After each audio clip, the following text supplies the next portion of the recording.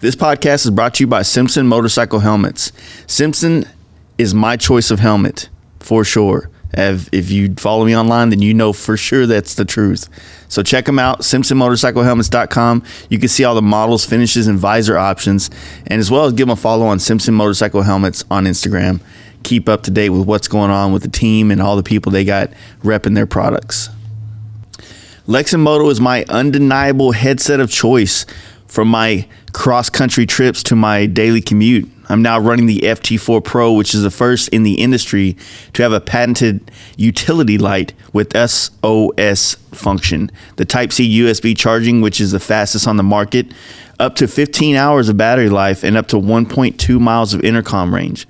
Head on over to lexandmotorcycle.com, see the many other products, and use Fast Life at checkout for 15% off. You can catch the Lexan team at Long Beach, Chicago, and New York IMS shows, and as always on Instagram at Lex & Moto.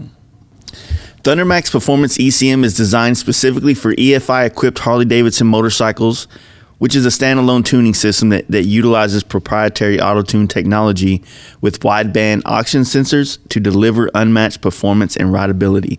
Pair that up with their heads-up display and get all the readouts and engine vitals right there on your handlebars. It's something I love about this whole system that I run on my personal bike, and I also have the touring fan for the M8 motors, which pairs right up with the computer, installs in less than 20 minutes. And you can get it all at shoptmax.com, and you can also give them a follow on Instagram at ThundermaxEFI. Team Dream Rides. If you're looking for a shop to build, maintain, repair, or upgrade your Harley-Davidson, John Jessup is your dude. His shop in Stockton, California is the spot for in-house dyno tuning, parts, and bike sales. Check out their extensive online store at teamdreamrides.com, which is now offering 100 days same as cash financing on products. All you need is a job and a bank account. And don't forget to use offer code FASTLIFE for 10% off, and give John and the team a follow at DreamRidesJohn on Instagram. Paint Huffer Metal Flake is the industry standard when it comes to flakes and pearls. Check out painthuffer.com. Use FastLife12 at checkout for 10% off.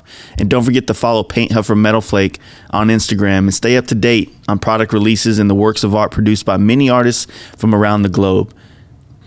Big Bear Performance is the go-to high-quality performance products for your FXR Dyna Softail and Performance Bagger. Along with being the industry leader in Olin suspension sales, service, and tuning, check out bigbearperformance.com, and you can always give Kevin a call and get the info and answers for your motorcycle's upgrades at 909-479-7788, and give them a follow on Instagram at Big Bear Choppers. Welcome back, everyone, to the podcast. Got a weird one for you today. Me and Brian from TPJ, and I guess you could say Justin, kind of was talking before SEMA about doing this podcast where we just got high and tried to talk it out. And I'm going to be the first one to tell you it didn't work out that well. So this podcast starts off very slow and kind of ramps up as time goes. So you have to work through it with us. You know what I mean? We're all pretty intoxicated and high. And for anybody out there that ever does podcasts or is thinking about doing it, the number one rule is you never go have dinner with everybody you're about to podcast right before you podcast. And I knew this rule going into it, but somehow it just didn't click. You know what I mean? But anyway, I had a great time hanging out with all these dudes. We had Big Joe, the one that puts on the FXR show up in Sturgis and does many other things, Justin from Torch and FXR Division, and Brian from TPJ. And then later on, we had Magic Mike Designs come through, which was a good time. And like I said, very high the entire time, but still a good time. Hope you guys enjoy this. Here it is. Hey, guys. You ready to let the dogs out? Fast Life Podcast. Spice it together. Okay, we're rolling. Hi guys. Hi. Joe Milky, Yeah. Justin from Torch, and Brian from I'm a vagabond. I feel like you're a soccer dad now. You know, I do have a Fabs. minivan. Yeah. Yes. But it's the coolest minivan on the block. Yeah, that is cool. The one you stole the motorcycle with? Yeah, exactly. I mean, I like to keep it, in the back just for those special occasions. Oh, yeah. So, Quality. This is quality stuff right now. what's up, man? People are just turning off by the fucking hundreds. Click. You guys got to help me out. I'm not the star of the show. It's y'all. Yeah, but you're supposed to provide questions right, so, to get us in a direction. Have you seen Joe Rogan? The guy does it real well. Yeah. Well, he plans and he's better at doing drugs than I am. So That's true. That's true. that's for sure. So We're in Las Vegas. we're in Las Vegas. The scene we're in a hotel. There's 8 dudes in one room. It's you know, I hope everybody doesn't think being a bike builder gets you laid, because obviously it just gets you a lot of guy friends. Yeah. A lot of guys like your bikes. Good intro, dude. Keep it rolling. Yeah, Justin. I don't have a lot to say right now. Yeah, what'd you have for dinner? Dude, everybody said you weren't. Everybody said that you were going to be the quietest dude ever, and you stole the show. I wouldn't say you stole the show, but you definitely had so much to say in other podcasts. That's actually Brian and I talked about that. All right, talking to the heart.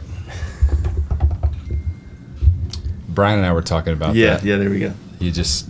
What were we talking about again? About how you just you were so well versed in the podcast, in the FXR division podcast, like you had so much to talk about. Yeah, he was saying that. Yep. I say a lot of shit. I say a lot of shit. So. I thought y'all were better at doing drugs than I am, because I feel like y'all are having a hard time doing. Brian's struggling for sure. Oh my God, rookies. What did you hear, like Brian? What did you hear on his podcast that you wish that you would have heard, or you didn't hear? I wish I would have heard a lot of thank yous. Thank yous to me for introducing you guys and getting him to be famous and selling a shit ton of shirts. Okay. I would have liked to hear that, but I went like 2.5 hours and finally just turned it off because I didn't hear shit. How do you feel about that, Justin? Yeah. How do you feel about that?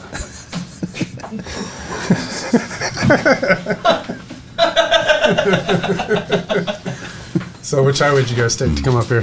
Oh, which highway? 40. There's only 2 in Texas. Oh man. So How'd you get started, dude? TPJ. We've done that. We're old school. Yeah. Fuck, I was just trying to help, dude. So Joe, tell us about your new spot. What's TPJ stand for? It stands for the Trailer Park Jumpers. I knew that. I just wanted to hear you say it again. It makes it so much better than just TPJ. Yeah, that's what happens when you got 8 dudes living in a trailer. Oh, there you go. You know, kind of doing drugs. kind of doing a lot of drugs. This is real comfortable for you, then. This is very comfortable. Yeah. I mean, we're not all like laying next to each other. That's way more comfortable. Yeah. Well, shit. We haven't heard from you in quite a while, Joe. Where you been? On hiatus. For real? Yeah. Tell us about your new spot, Joe.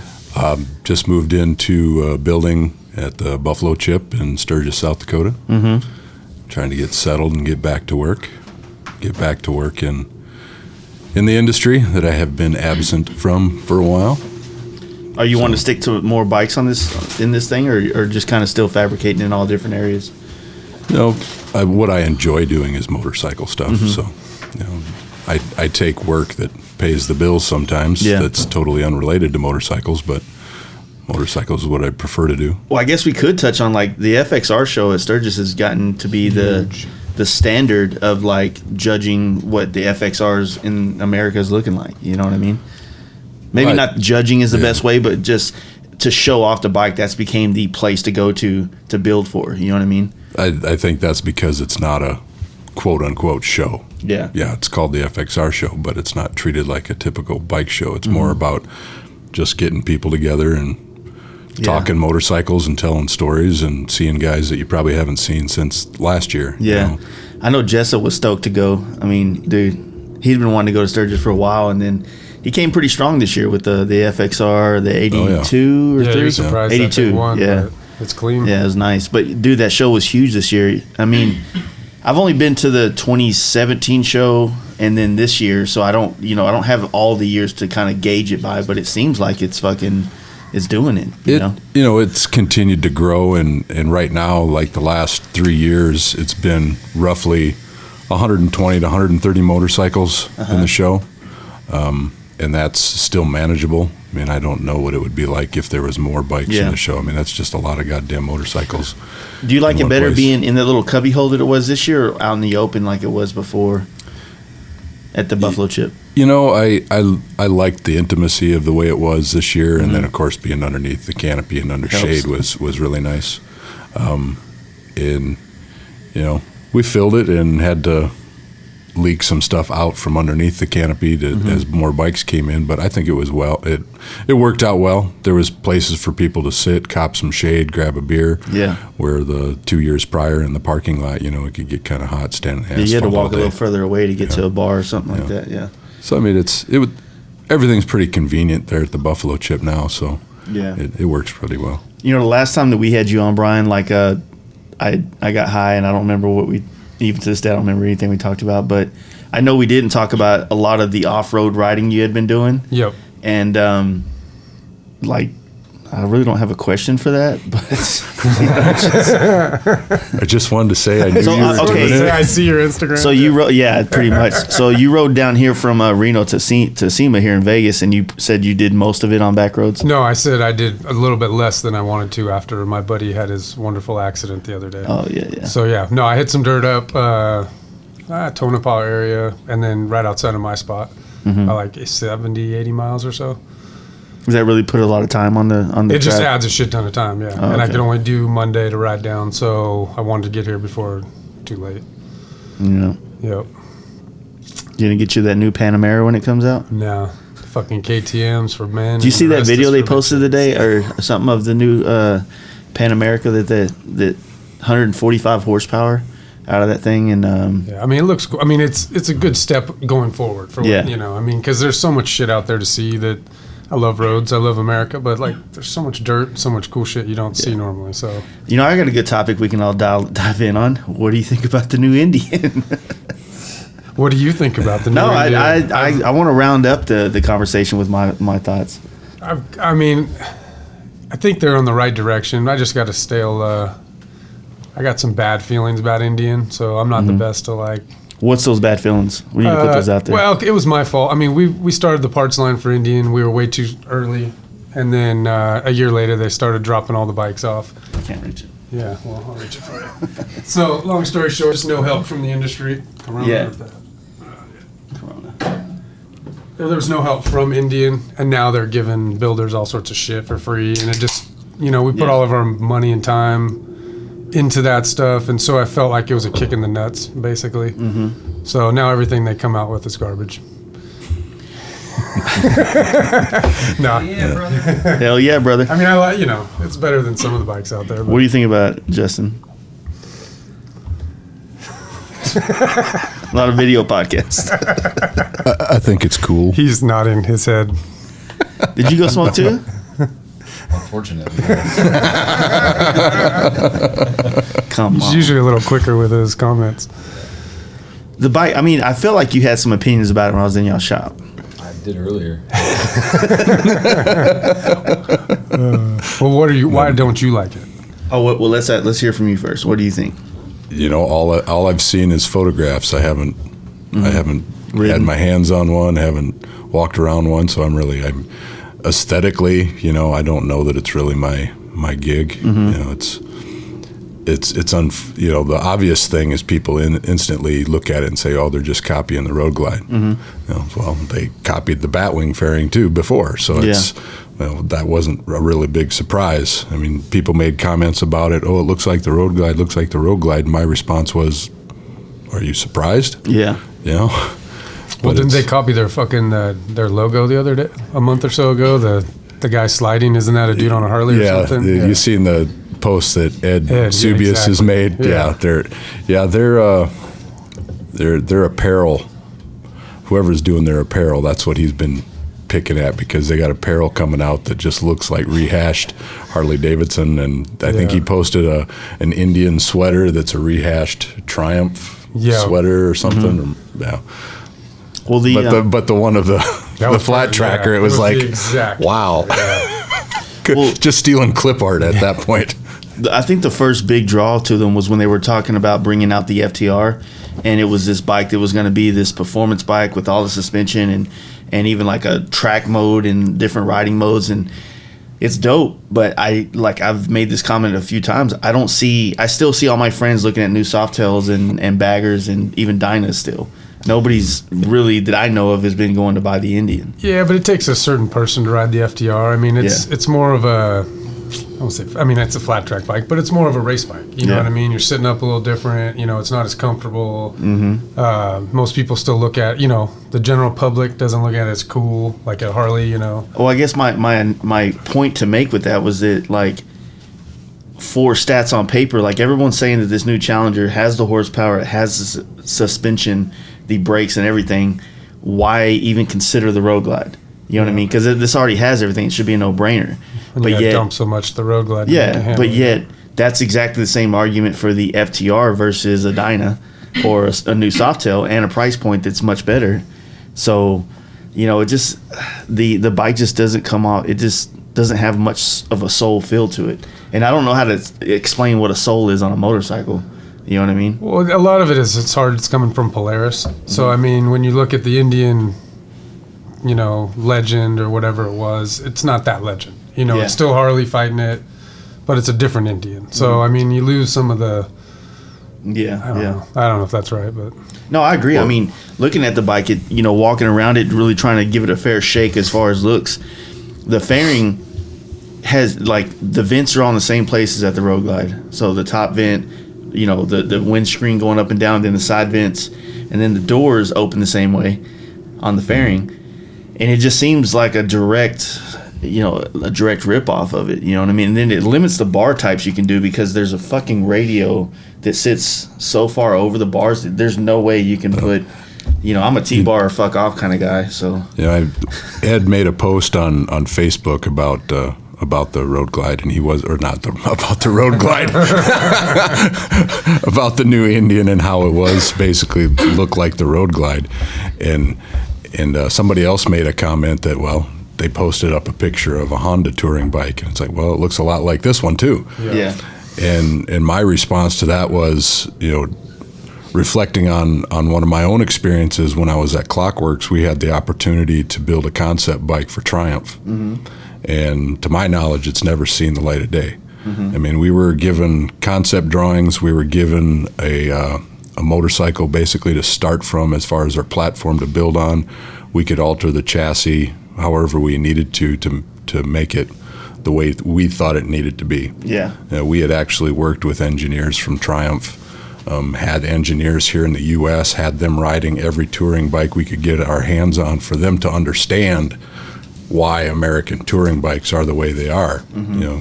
You go to, I've never been, but you go to England and you go ride, if you ride in a straight line, within hours you're hitting water. Yeah. Here in the States, you ride a straight line and you'll go for thousands of miles. So we were educating them on why American touring bikes are the way they are. That's a good point. And then they gave us information as far as what they wanted to see in an American touring bike, and concept drawings.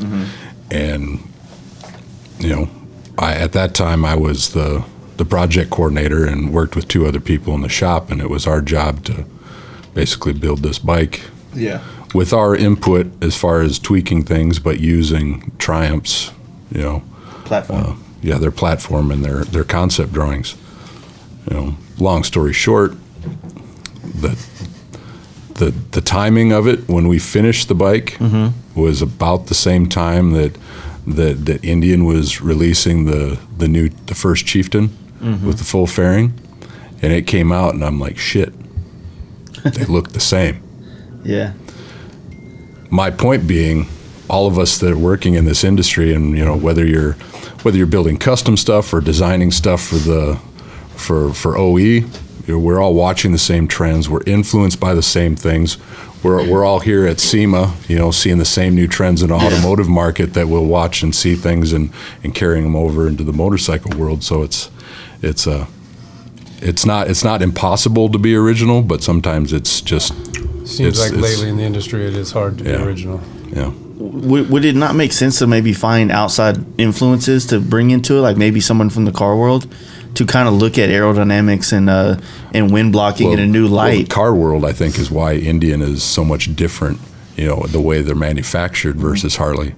With the Indian, when they first came out with the new Indians, they aesthetically on the outside looked one way. As soon as you take the fuel tank and the fenders off, a car designer designed this chassis. Where you strip off everything off of a Harley Davidson, you still see the skeleton of a traditional Harley Davidson frame. Yeah. Even though the manufacturing techniques have changed and some materials are different, it's still a backbone down. Well, I guess that's frame, kind of yeah. what I'm talking about. The feel, like it feels like that has more soul. Because if you look at the new Indian, especially the two Challenger, aluminum pieces bolted together Yeah. for the Yeah. frame. Yeah. you know, I'm not a big fan of like. I think it looks sick when you open the hood and it's all paneled out and sick, and you got like just a little part put your oil fluid in. You see some badass intake ports and shit. But on a bike, like I like seeing gaps and holes through it. I don't want it to be paneled out like the opening a brand new car hood. And I feel like that's what the Indian has. It has no room for interpretation at all anywhere on the bike. Like it's over stylized. You know, when a Harley seems like it has space to grow. Yeah, you know? the Harley has evolved into where it is. I mean, the Road Glide comes from the Turd Glide. Yeah. You know, it evolved into where it is now, where Indian has just all of a sudden now got a fixed fairing motorcycle, and they're competing in a market that already existed. They're not reinventing anything. So that's why it looks like the Road Glide, yet it looks somewhat like the Goldwing, and it looks somewhat like this metric touring bike. What did they used to build before that went under?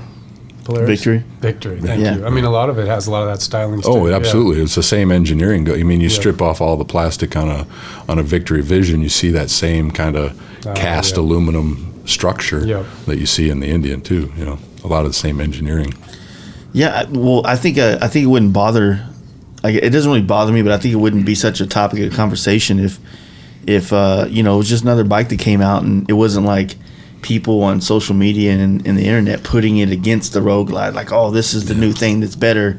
Yeah, you but know? I mean, it is the It's like shame on you for buying a Harley still when they built something with more power and Yeah, but it is direct like comparison Yeah. to the Road Glide. You know, I mean, and Harley and Indian been shitting on each other for years, so it just seems like it's a good thing to do on social media. The blessing is you're given options. yeah, We're very fortunate, that's true. you know, as far as how that's concerned, you know, or the way I see it anyway. Yeah. Yep. So recently, you, Brian, posted up something about like trying to figure out which frame to go into production with. Like, what was that all about? I had I posted a picture of one of the bikes, and I had shit tons of people ask me, you know, what a rolling chassis would be for that. Yeah. So I just did one of those stupid fucking questions on Instagram, see what people said. You actually gonna follow through with it? There was like 6 people that came up with that said they'll have some cash, but you know, it was like I got to get paid and my taxes and grandma's Yeah. income coming in. So who knows? I mean, I would like to because it's an easy bolt up for the Sportsters. Yeah. And it switches it to a pretty sweet little bike. You know, they can rip on the roads, the dirt, whatever. Yeah. So, Did you, Justin? You hear the Yaffe podcast we did?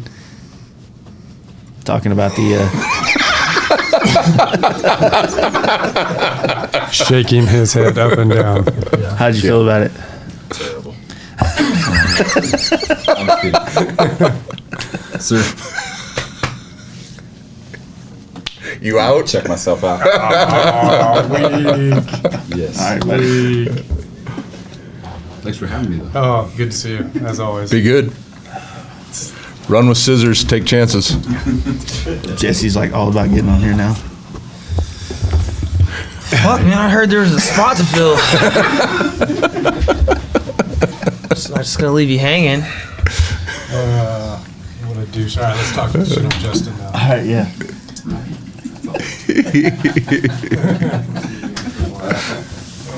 He gets shy around you. You must have come with the good stuff, huh? Yeah, In the couch. In the couch. Poor guy. Yeah. He talks so well on his other ones. doing Now it, look at dude. you. There you go. Always talking to the heart. So, how are those So where were we Doritos? at? Well, now my mouth tastes like shit, you know, aftertaste. So Well, we were talking. Well, I was trying to get, you know, because Stop Justin and them taking had built that. the M8, and Yaffe had created. no, it's cool. How about we switch? You really want? Yeah. Yeah, Okay. that way. That's what I'm saying. Yeah, so I was just wondering what his take was on Yaffe's opinion, dude. Everybody seems to respect each other in Phoenix, but there's still there's so much underlying things that have taken place that never get shown a light, and you know, Well, everybody worked with somebody Yeah. or worked somehow, and they got something. You know. Yeah, I exactly. agree. And it's kind of it's just weird because it's hard to, not saying that like I don't believe anybody, but it's hard to really know what the, you know, because everybody's everybody got two fucking sides Yeah. of the story, and you always think yours is right, and yeah. usually isn't if you're with me. I mean, one of the consistent things though is like of every shop that I went to, and everyone I talked to, everyone said, well, you know, Justin from Torch did this and this and this and this. It's like seems to have used him for just about all the fabricating things for so long. Oh, there's not a lot of people, not putting anyone down there, but there's not a lot of people that can do the stuff that he can do. So, Yeah, he's badass. yeah. Obviously, you can't talk after 2 hits on the joint, but Otherwise, he's a talented otherwise, he was motherfucker. great before we started recording. Dude, Yeah, he was did he making me get that laugh. high? Yeah, he was cracking me up. 2 and hits, shit. yeah. 2 hits. Wow, I thought he was a weed smoker, man. Right. Apparently, it's still different there in Arizona.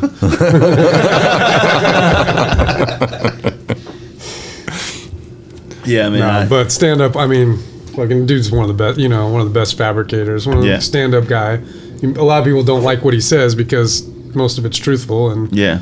and but it's better that way. I it's better, agree. Yeah. Dude, like I stopped by the shop the day before we did the podcast and just chopped it up with them, and I literally there was hours of gold conversation and shit. But even before, when I showed up to do the podcast, we went and all ate, and they were just talking about things, and they've just got their hands in so many things and so many people. You know, even Big Chris and all the people that he has been involved with over the last 10 years. It's just like it's almost like everybody in that Southwest area has been intertwined with each other business wise or work wise somehow. Well, you get that with a lot of the guys in Southern California too. Everybody's worked in somebody's shop before or worked with another guy at it. Somebody else's shop, and then they went on their own ways, and now they both have their own shops. And, Yep. True that. What's up, Jesse?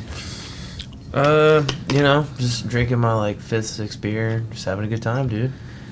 Vegas Depressing. for young kids. Yeah, hanging out with us in this room. Exactly, right? Dude, we've been going. It's Tuesday night. Like I said, Go hard again. well, I am. I just did an edible. I fucking have a couple drinks here. But this is the 5th night, or how many nights in a row? 3rd, This dude takes a 4th? couple of edibles, he can't fucking remember anything. Just bought your first illegal drugs last night, huh? Yeah, that was pretty cool. No, we've been going hard for 3 days. Oh, you got here fucking Saturday. Yeah, we went semi-hard Saturday, Sunday, Monday. So today would be the 3rd night. I just know that Saturday was definitely the hardest night. Trying to get Magic Mike up here. Everybody. Oh, tell him to bring his money. Everybody. Hi, Mike. in here. Bring your fucking money up here and buy us some shit. That bike is fucking clean, though. Yeah, tell him we That's could good replace win. Jesse with him. Oh, that's cool. I'm just feeling it, dude. I wasn't even gonna talk. I was trying to take a nap. What are you doing, Adam? You guys started laughing. Come take Jesse's spot. You want to take my spot, Jesse? This podcast needs. I'm just waiting for where's some your- juice. Just gets up, takes his Where's your headphones damn off. edibles? Yeah. You need one? Give me something. Well, let's kick this thing in the ass. It's up there. We got this one, half of one. That's a half. We're sinking. You know what's happening is there's no leadership in this podcast right now. take it Usually over. he has good questions. Go on, Adam. He's got good information. But he's on drugs. But he was on drugs the last time we did this, and it was Yeah. still a good conversation. Now he's Neither of us remember he's- what it was. Yeah. No, I think I have no idea what we talked about. Yep. None. I listened to it, and I still don't. I know that you said your wife was pissed at me because I keep spelling your name wrong. Oh, you got to squeeze it. Yeah, well, There we go. There's worse things You in gotta life. pop of the old topper. Are you a BRI or BRY? Why? Okay. Because if I pull my phone up right now and show you how many Brian's are in my phone, It's ridiculous. it's ridiculous. I got a Brian collection. That's not something to be proud of. I'm just saying, that's. I guess you're just got a common name, so. Yep. Or you need a cool nickname I can save you under. Like TPJ. Yeah, I know, right? That's pretty. TP. TPJ is pretty. I mean, it's real inventive. yeah, for sure. it's pretty original. So, Joe, Yes. how'd you get started in this industry? Just kidding. Did he already do this on his other one? Kind I don't of. remember too. Photography, actually. Photography? Believe it or Yeah. not. Because I Yep. met you the first hot bike tour, correct? Right. Yep. And you'd already been in the industry for a good long time. 3 to 4. Well, 4 days. 3 or 4 days, yeah. Business days. So, so we're talking right around 2000, 2002, somewhere around there. Oh, the baller days. I was into photography. I traveled a lot working for the state of South Dakota. And I was on my own schedule really. So if I saw some landscape or an old building or an old car sitting out a field that I thought was cool, I'd stop and photograph it and whatever. And I was interested in trying to get work as a freelance photographer for car magazines, motorcycle magazines, that sort of thing. Just kind of combine things that I enjoyed. I enjoyed the photography and, of course, enjoyed cars and custom motorcycles. And really, it ended up that I was at Danny Gray's Roadhouse in Deadwood on a hot bike ride during Sturgis, early 2000s. And there was a couple bikes there that were really cool that I was taking photographs of, and one of them ended up being a bike that Dan Cheeseman from Clockworks had built. Just phones everywhere. Ding, ding, ding. First podcast or what?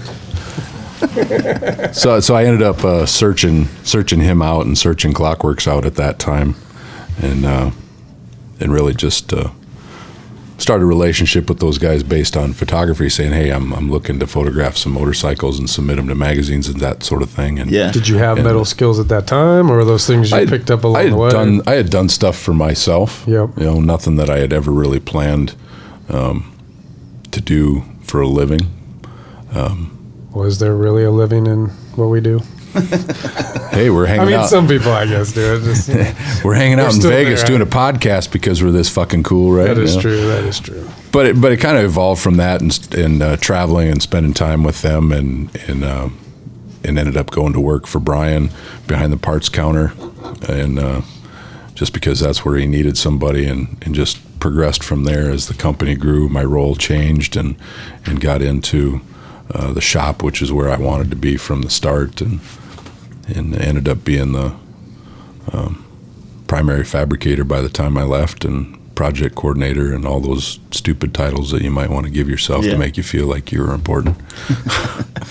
But really, I think as far as my abilities as a metal shaper, I didn't really become proud or happy with my work until I was on my own, because I was just really free to do whatever I wanted to do, and I spent more time doing it. I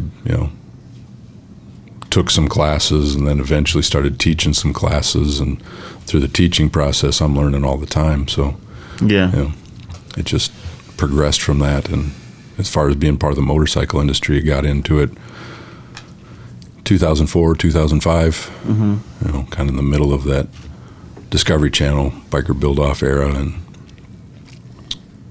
still stuck. You kind of was right in the middle of all that shit, so like right with the Discovery Channel, being at Clockworks and all that type of shit. Yeah, it was a good time to be in the industry. It's like everybody was busy, and a lot of people were doing well and making good money, and it was just a fun time to be around it. Yeah, when I was talking to Mike Learn today, we were talking about that shit, about just the kind of money that went around in that era, the paint jobs, and Mike was doing all that crazy fucking affliction shit everywhere and stuff, and yeah, sure, it's just it's crazy. I don't get that kind of money. It sucks. Yeah, that money doesn't come around very often, and people were just spending money like crazy, I think, to just be a part of it, because TV had made it so cool, and now all of a sudden, I can be part of this culture, and it's going to cost me how much? Okay.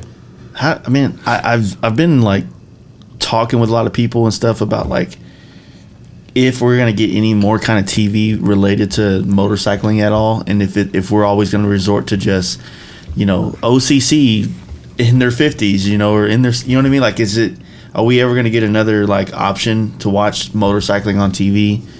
The one thing that I think would prevent it from being the way it was when the boom within the motorcycle world, as far as like the Discovery Channel craze, you know, you had Jesse James, you know, doing all the stuff he was doing as far as West Coast Choppers, Monster Garage, and all the other things that he was doing. And then you had OCC and its whole fucking circus that had its whole entire following, which both of them they're two totally different, you know, worlds, but we're both bringing awareness and both bringing people towards the motorcycle industry, which was good for the industry. But was it actually good when they'd walk up and say, "Oh, you're like OCC"? no, that's what everybody.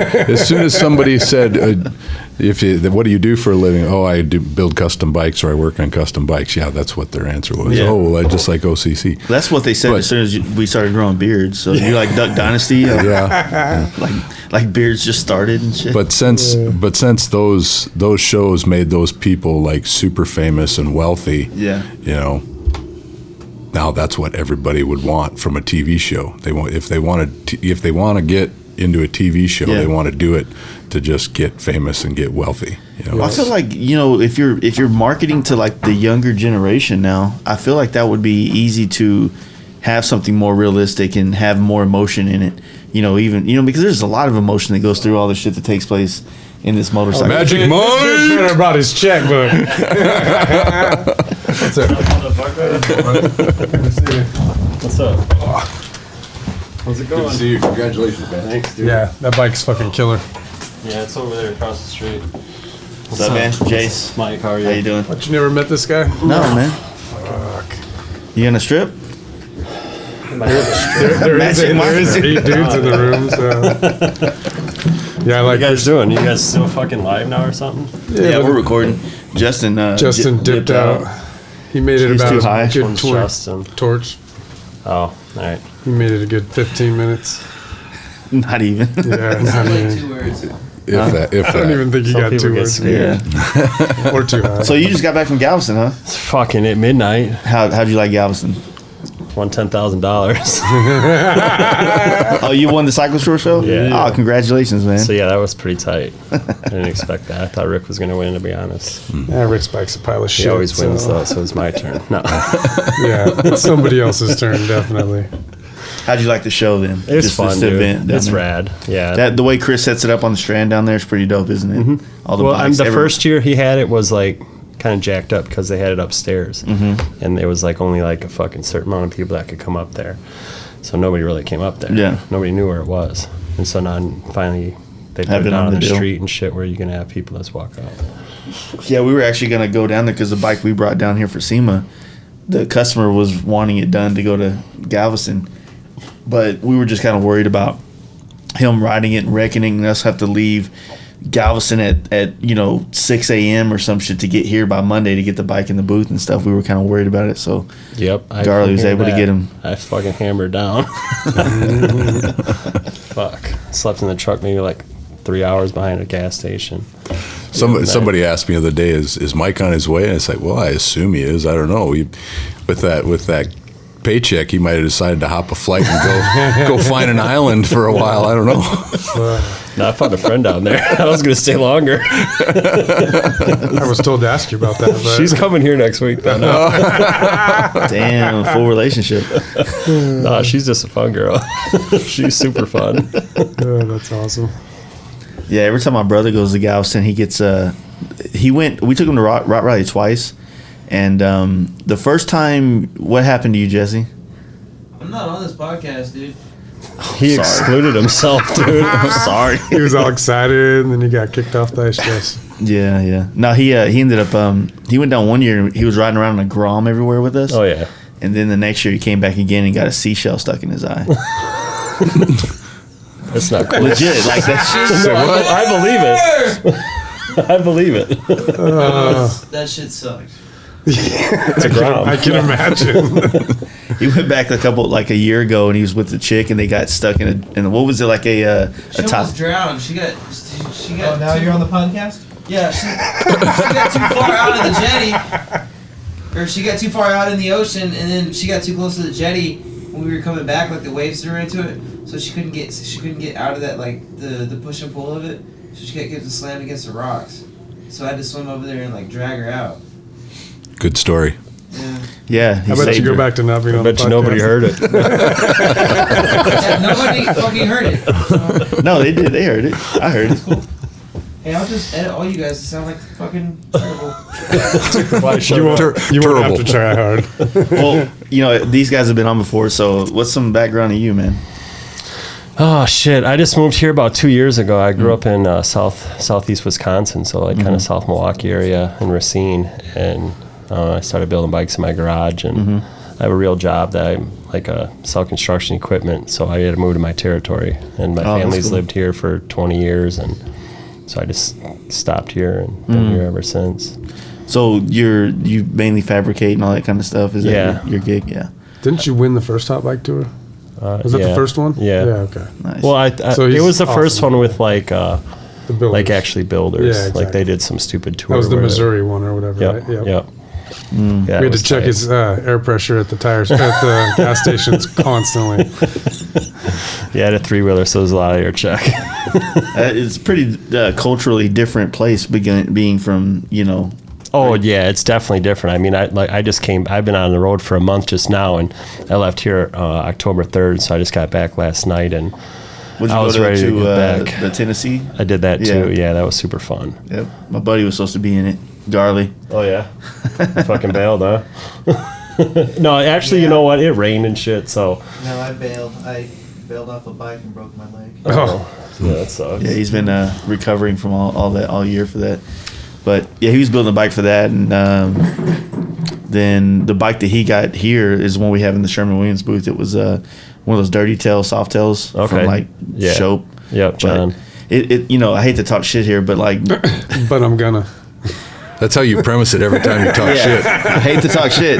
Well, it's like, But I like it. with I all don't due want to be mean, respect, but with all due respect, just the level of details that he put into cleaning up all these parts that came from it, it's just insane. And the way he created different brackets to make the bike work and make it look right, because not talk shit, but a lot of Shope's parts are so cut and dry that they have a lot of issues aren't really worked out as far as rideability and things. And I'm pretty sure he doesn't listen to shit. So he's not he won't listen to this. Yeah, you didn't listen to the one I did with him. You didn't even listen to what I did with him. That shit, dude. That's the most annoying thing in the world. Is like when you do a podcast with a shop, and Can you tell that when people listen? No, So I tell you all those times I've listened. I don't give a fuck if should've they really listen. listened. But if I come on here and I let you spill your whole life story, like, don't you think your current customer base or followers would love to know more about you? And it's like Yaffe didn't repost it, Shope didn't repost it. It's just like it's like a high school shit, but it kind of bothers me. I'm like, dude, come on, man. Like, You took your time and energy. Yeah. No, I hear you. it's like, but so people are fucking like, they act like followers are like, is like money. Like, oh, you can't have any of my money. You know what I mean? It's like, come on, dude. Like, same thing I told Yabby, I was like, you've been on a lot of TV shows, I guess. You've done all this shit. No one's ever heard you this way. Yeah. So this is something new, and it might not seem as extravagant as those things, but this is going to get you across more than that shit ever did. Well, even John's realizing that now with those videos he's doing.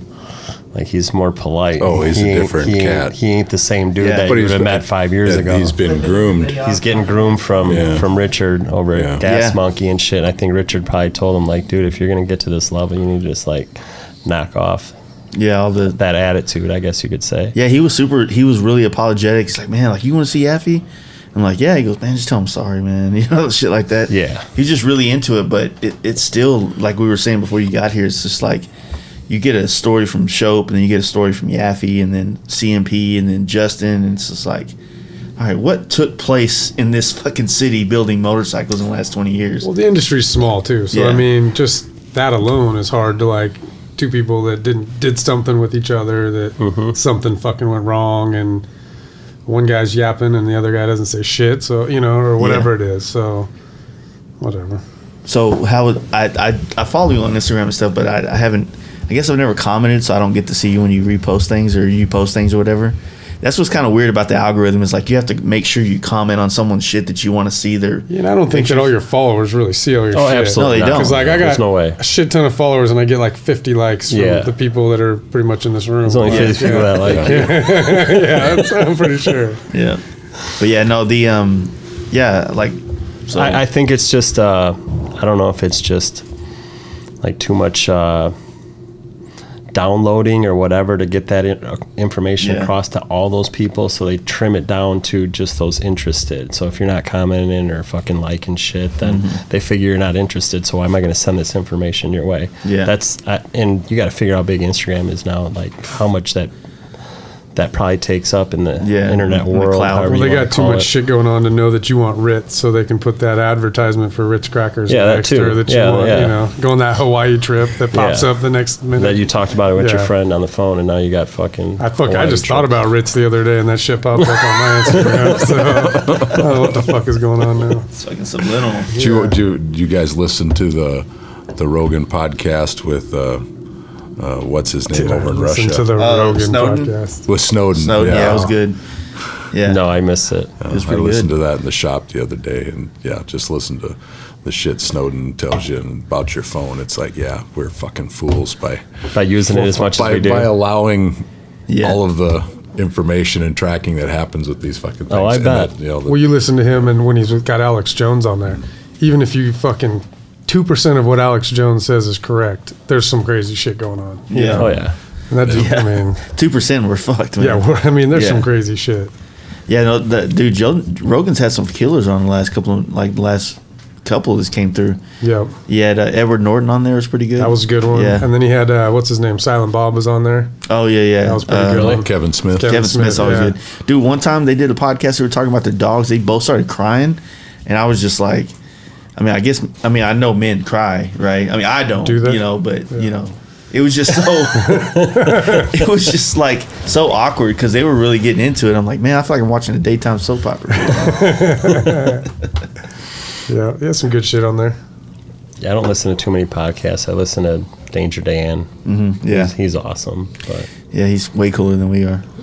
is he? I don't know. That's how we Awesome. we started because Danger Dan brought me on his podcast. Really? And then Garley's been on there quite a bit. He's actually the one that's been working on.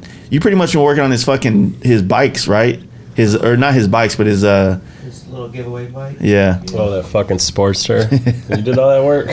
No, I'm trying to help him fix all that shit. I'm like, dude, you can't. You can't give it away like this. You can't do that. Like that. Yeah. I seen Went to it. build the pipes for his race bike, and they're fucking up sweeps. I'm like, what the fuck are you doing? He's a chopper, dude. He put It's a up chopper sweeps on it. tracker. Yeah. He put up sweeps on a goddamn a tracker bike, basically. Oh, I'm sure he did. Fucking huge. I am sure he did. Pipes that he had. Yeah, that's what Exactly. they say. You know, we were watching that fucking Billy Lane thing, and you always hear this from like people like, well, you know, man, I just didn't have any money, so I decided to make it myself. And I don't have a lot of money, and I can't make that shit myself. I don't have a TIG welder. I don't have all these things that you need, or MIG, or any of that shit to build this shit. I'm like, a MIG welder costs less or more than a set of handlebars. What is a MIG welder? Welder. I don't know what the fuck those are. Well, I thought it was a funny analogy to just say that, you know, I started my career because I just wanted to build it for myself because I couldn't afford other things. I'm like, well, legitimately, I know that's taking place, but I don't. Maybe you spent all your tax money on a Well, do bike welder. builders actually like build things still? No, they don't. Man. They actually don't. I just wondering. Some do. Yeah, so, some do. I mean, We've been trying to define that for a while now. it's Like we actually talked about that on Justin's podcast, right? Where we were talking Justin about talked on his podcast. more than any of us Where are did now. he go? He just bounced? He's, Yeah.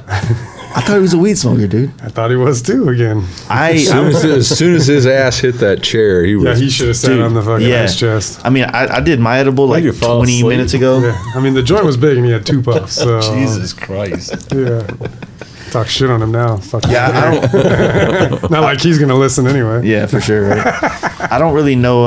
I don't really know how to really define it because so many people get butthurt about the idea of saying this or that. I'm a builder or an assembler or a customizer, whatever the fuck it is. Well, Justin said it perfect on the last one. I don't give a fuck what you are. If you like motorcycles and you enjoy being around them and you enjoy being around some of the people that are them, Yeah. that's all that fucking matters. Yes, some people do way more than others. Some people can't do some of that. Yeah, but it's those people that bullshit and they fucking, they don't give credit where it's due, and 100%. then you get those guys where it's like, wait a minute, that dude didn't build that. You didn't build that any dude of that, didn't do yeah. that, or that dude didn't do that, and then he's over Fucking there saying that he FXR did it Mike, all, dude. FXR Mike's meme he made the other day. Oh, I thought where you were goes- saying he doesn't build anything. No. So FXR Fuck him Mike's up, been Mike. Fuck killing him up. memes, right? And he did that meme where he goes, "I want to thank my my painter, and I want to thank my motor builder, and I want to thank my assembler." fucking for this badass bike I built." Yeah. I thought it was amazing. It was a good one. I mean, and the industry always changes. It's easy to order parts now and assemble them. No one wants to wait for fucking Joe to make them something. Nobody definitely wants to wait for me to make them something. So, I mean, it's hard to like, I don't know. These people, it's just instant gratification. You hit the button and Amazon ships you stuff. It's just different with some of this. It takes a real special person to wait for that product. I'm even trying to think to myself right now, if I had the money to really just pay someone to build me a bike, do I have the patience for it though? Yeah. Because I expect people to have patience for what I do, but I don't even have that same patience for, you know what I mean? Like if I asked Garley or one of you guys to make me something, I would be like, "Hey, dude, that was $5,000. I need that frame." You know what I mean, or some shit like that. Well, it's as the person that looks for that kind of work. Yeah. It's more. Does the person just have the pocketbook for it?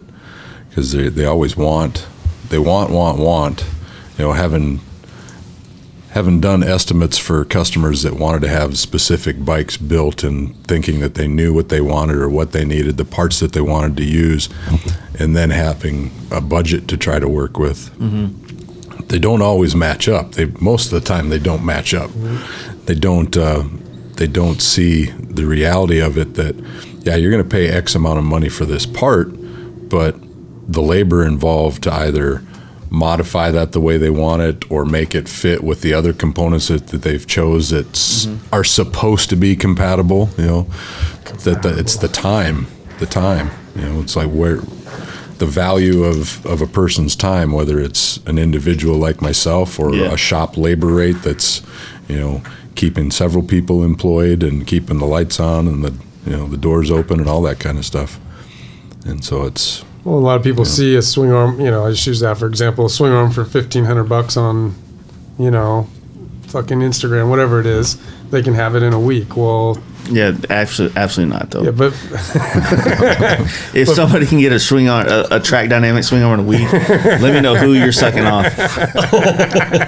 There's a line. Oh shit! There's a line of guys on there. Yeah. But you know what I'm saying? They've already figured out this process. They've already figured out how it's going to go together. They have all the pieces made. It's easy when you do that, But when you're trying to like look at a bike, you could spend a day fucking staring at it, And you can't charge a guy. How do you charge somebody for that? And it just gets to a point where they're like, well, $2,500. I can find this down the street, and it can, It's just difficult to try and talk them into I would it. think that guys, especially you three guys that's been building bikes, if you're doing it for a customer, then there has to be a level of, man, like, you're the artist. I just want something that you have built. You know what I mean?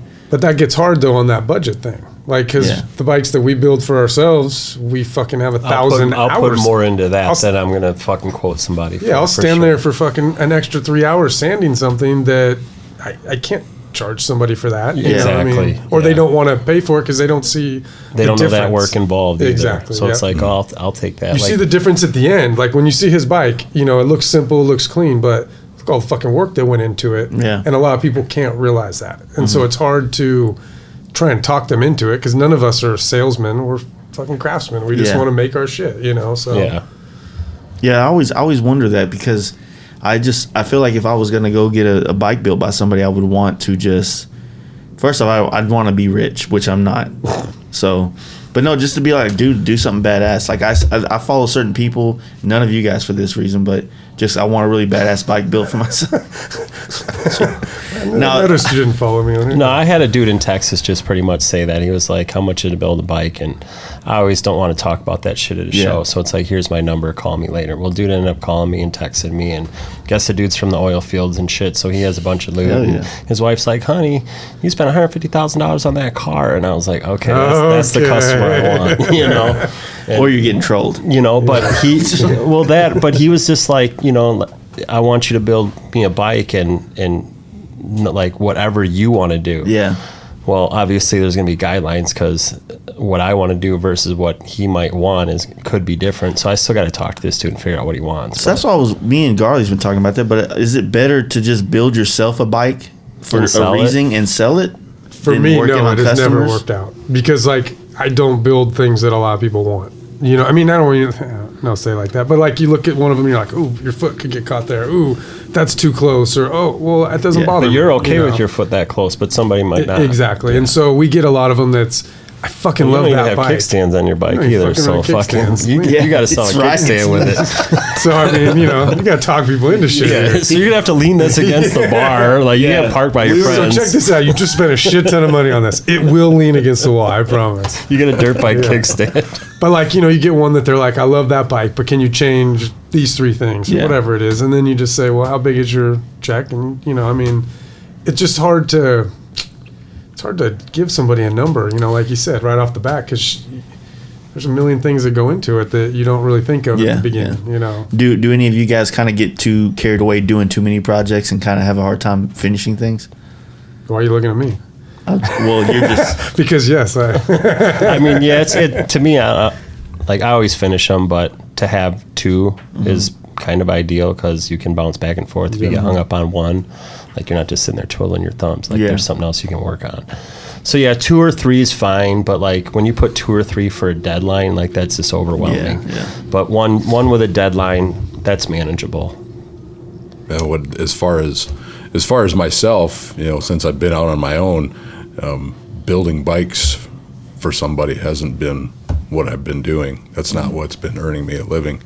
But going back to when I worked for a shop and that's all that I did, you know, we'd have 6 or 8 different projects going on at the same time. You know, maybe 2 of them were really took a lot of fabrication and a lot of, I mean, they were going the whole 9, engine upgrades, wheels and tires, and all the way stripping down the frame and modifying those kind of builds.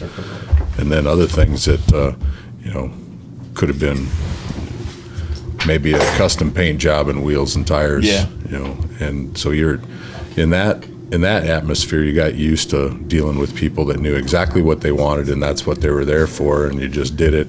You know, took their money and kicked them out the door. Where the other ones that are, you know, looking to invest in a complete motorcycle, whether they're spending 20, 30, 40, 50, 60 grand on something, you know, it's, you know, granted, they're coming to you for a reason, and they're looking for your flavor in their build, but they're always going to want to have input. Even these ones that say, "Oh, I just want you to build something that you want to do." You know, anytime that I've had somebody that was like that, there was always, you do something, you think it's killer, and then they take a look at it. Even if I have 30 hours into doing this fuel tank, well, what if it was like this? Like it's just that easy. Well, it can be, but we'll see you again next week after I build another one. There was one bike I did in-house that I did the tank 3 times, and unfortunately it wasn't a paying gig when I was at that shop. And it was just like, we talked about the fuel tank, I did it, everybody looked at it. Like I said, I had 20, 30 hours into this thing, and then changed the mind. How about we do it this way? So I do it all over again. It's like, that's a never winning battle there. But anyway. Good times. I just give them a sketch, and then if they approve the sketch and whatever else, as long as it's close to the sketch. And I want to see your sketch. Well, I do paint work, so my shit's a little more colorful. Okay. So like the sketches of the faces and shit? No, I don't do any of that shit. Well, how the fuck do they look so good? Oh, I'm not that good. Yeah. I'm good at making my shit you make people think it's good. So no, it's one of those things like anybody. When you do paint work, man, like there's so many problems with it, right? Like realistically, a good custom painter is just one that can hide all his fuck ups. Realistically, is what it is. And when you're doing all this manipulation with paint, like you have lots of little areas that just don't look right or doesn't fit right, and you just you got to be good at hiding them or turning them into something custom, you know. Well, I My thought edible- Kenny my Powers edible's was fucking kicking in coming right off now. the helmet the other day. Yeah, my edible's kicking in right now. Nobody knows there's an error or a flaw until you show it to them. Yeah, well, I mean, for a while they found them themselves, but I'm being getting a little better at that. Now the man, painting is it's just like everything else everybody does. I mean, when I first started, I sucked at it, and now I'm a little bit better. But compared to a lot of these guys down there, I'm fucking entry level. You know what I mean? So Yeah, but I mean, it's got to be difficult to set those fucking faces up and everything the way it's simple. paint by numbers. Paint by numbers, and you print out something and cut out the eyes and the whites, and you go work your way out. It's not that complicated, but All stencil stuff. yeah, you stencil it out. A lot of people would say that like I'm not very cheap when I paint stuff, and I know some of those guys down there can just sit there and look at stuff, and after a while they'll freehand it to the point to where they finally get all the proportions right and then build the airbrush or the image out. Yeah. There's not a price tag I could put on that to charge you. Like, there's no way I could charge that for anybody. It's like you were saying about looking at a bike for hours and a whole day trying to get an idea, and you can't put a price tag on that. Well, that's a bad business model. You know what I mean? It is, If but how many times have you done something for a customer and it's like, well, they're not going to be paying for this, but I'll do it I want it. because I want it to be Yeah, done exactly. right. I want it finished. Well, I think And that just- comes with the times that you work on it, because you've been down that road so many times that once you start getting in that uncertainty area where you might doubt some of the things you've done, that you kind of, okay, how did I get out of this last time? And you don't spend 3 weeks looking at a bike and going back and forth. Well, and sometimes too, the guy's got a certain amount of money, and so that dictates a certain kind of Yeah. let's just wiring job. You know what I mean? But I don't want people to see that. Like, Yeah. I got a standard that I like my shit to look like. So, That's why I feel like it's this price to start, and we're in this range. That way, I'm always giving them the clean wiring. I'm just assuming your role. The clean wiring, the quality craftsmanship. It just might not be as detailed. It's the same thing. You could build a tank, but then you could build a tank that has this metal shape or this. Yeah, but even doing a simple tank, I mean, to Yeah. get everything clean, to get the lines where there's no, it's fucking a simple tank is just as hard as A hard, yeah. I don't know. Yeah, it's when people say like, "Hey man, can you just do it? I want a bunch of logos on my helmet." I'm like, "Fuck, dude!" Like, Or I want a that's- simple black paint job. Well, the prep work is just as Yeah. much as Yeah. Yeah, as Yep. everything. Yeah, Even more in that scenario. exactly. Yeah, it's all smoke and mirrors in a little bit, but I think that So your prices are going down next week. no. Well, you sell something at a certain price that that you're going to be able to give yourself the best that you have, and really it just becomes like, well, I sell this, but now that we're here, then this could happen too, and it can make it nicer. And I guess it's keeping your menu short when people are buying stuff from you or getting services from you. That way you're not so spread across the board all the time. Yeah. Like one day you're fucking milling out trees, and the next day you're building an exhaust. Like that might be a much different place to kind of flow your workflow. You know what I mean? Yeah, but I mean, when you're on when you're building a bike, you're going. I know you guys do the same as we go from Yeah. every piece. So you could be milling out the fucking trees one day and fitting up something that and on quick builds, you could be building 3 or 4 things in the day, Yeah. which you would usually take a week to be doing. So So how do you find a way around all of it to make it profitable for yourselves? Or It's you a just balance. I mean, I yes, I you haven't. already said he has a real job. Oh Well, yeah. that too. Yeah. I don't do it for the money, but it's just it's a balance, I would say. You don't want somebody. The more time you spend on somebody's shit is obviously where you're gonna want more money. If you already told the dude a price range, try to fucking manage your time to be in that price range. That's pretty much what I would say. You're not gonna fucking get everything you out of it, but you don't have to dig too deep into Yeah. it too. There's corners you could cut if you spend more time elsewhere. There's the more bikes that you build, and from my past experience, having just so many different things come at you, that when a customer comes to you telling you what they think they want or what they need, and then you start talking budget, that's where your experience of having done a lot of motorcycles, you can say, well, I understand you want this, and maybe you're wanting to spend money on this part, but in the grand scheme of things, if we just eliminate that high dollar part, go with something traditional, functional, that works cool, that's not screaming, Stretch the money out. Look at me, I just spent $1,000 on this whiz bang part. Yeah.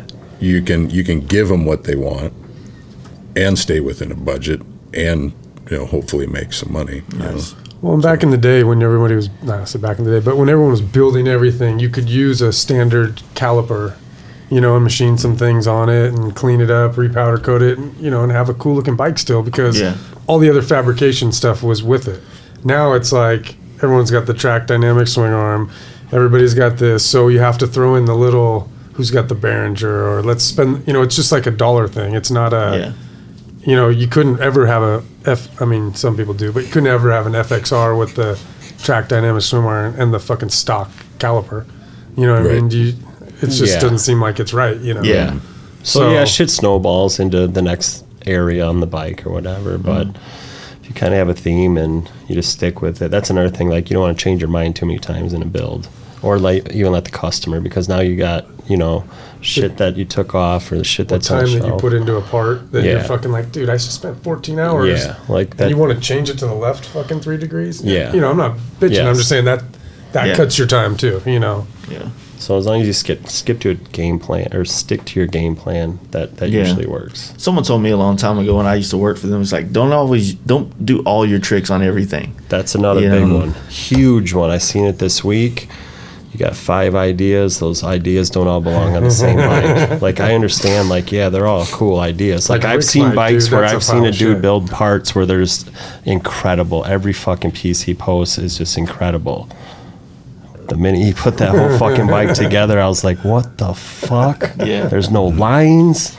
It just doesn't make sense. But when you go pick that thing apart, and if you're just going to look at each piece, fuck yeah, it's cool. Stand back about fucking 50 feet. Now look at it.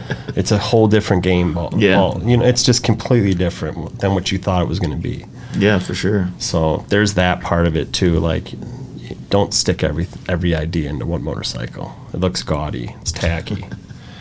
So what's some stuff that you guys want to build, like that you got on the agenda, like I'm not idea? telling. No. I gotta keep my secrets. No. We'll go try and take his $10,000 next year. Yeah. I'm gonna do a panhead. That's my next one. But it'll be done when it gets done. Like, I'm kind of burnt out from. There's so many shows throughout the year, and it's not like you're gonna miss out on something. When your bike's done, it's done, dude. What kind of job do you have that you can be gone for a whole month? I'm in sales, so when you guys said you're a salesman, I was quiet because I am. But I sell construction equipment. That's right. So I cover So I cover the Western Territory. So you can still kind of do your job a little bit. I have to. It's not an option. It's just I do that.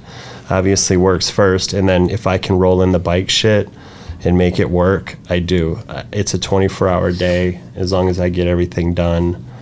Then it's all good. I mean, where I'm at logistically, I work from home. I work from a Starbucks. I was in Starbucks all day working, and crazy. It's just like.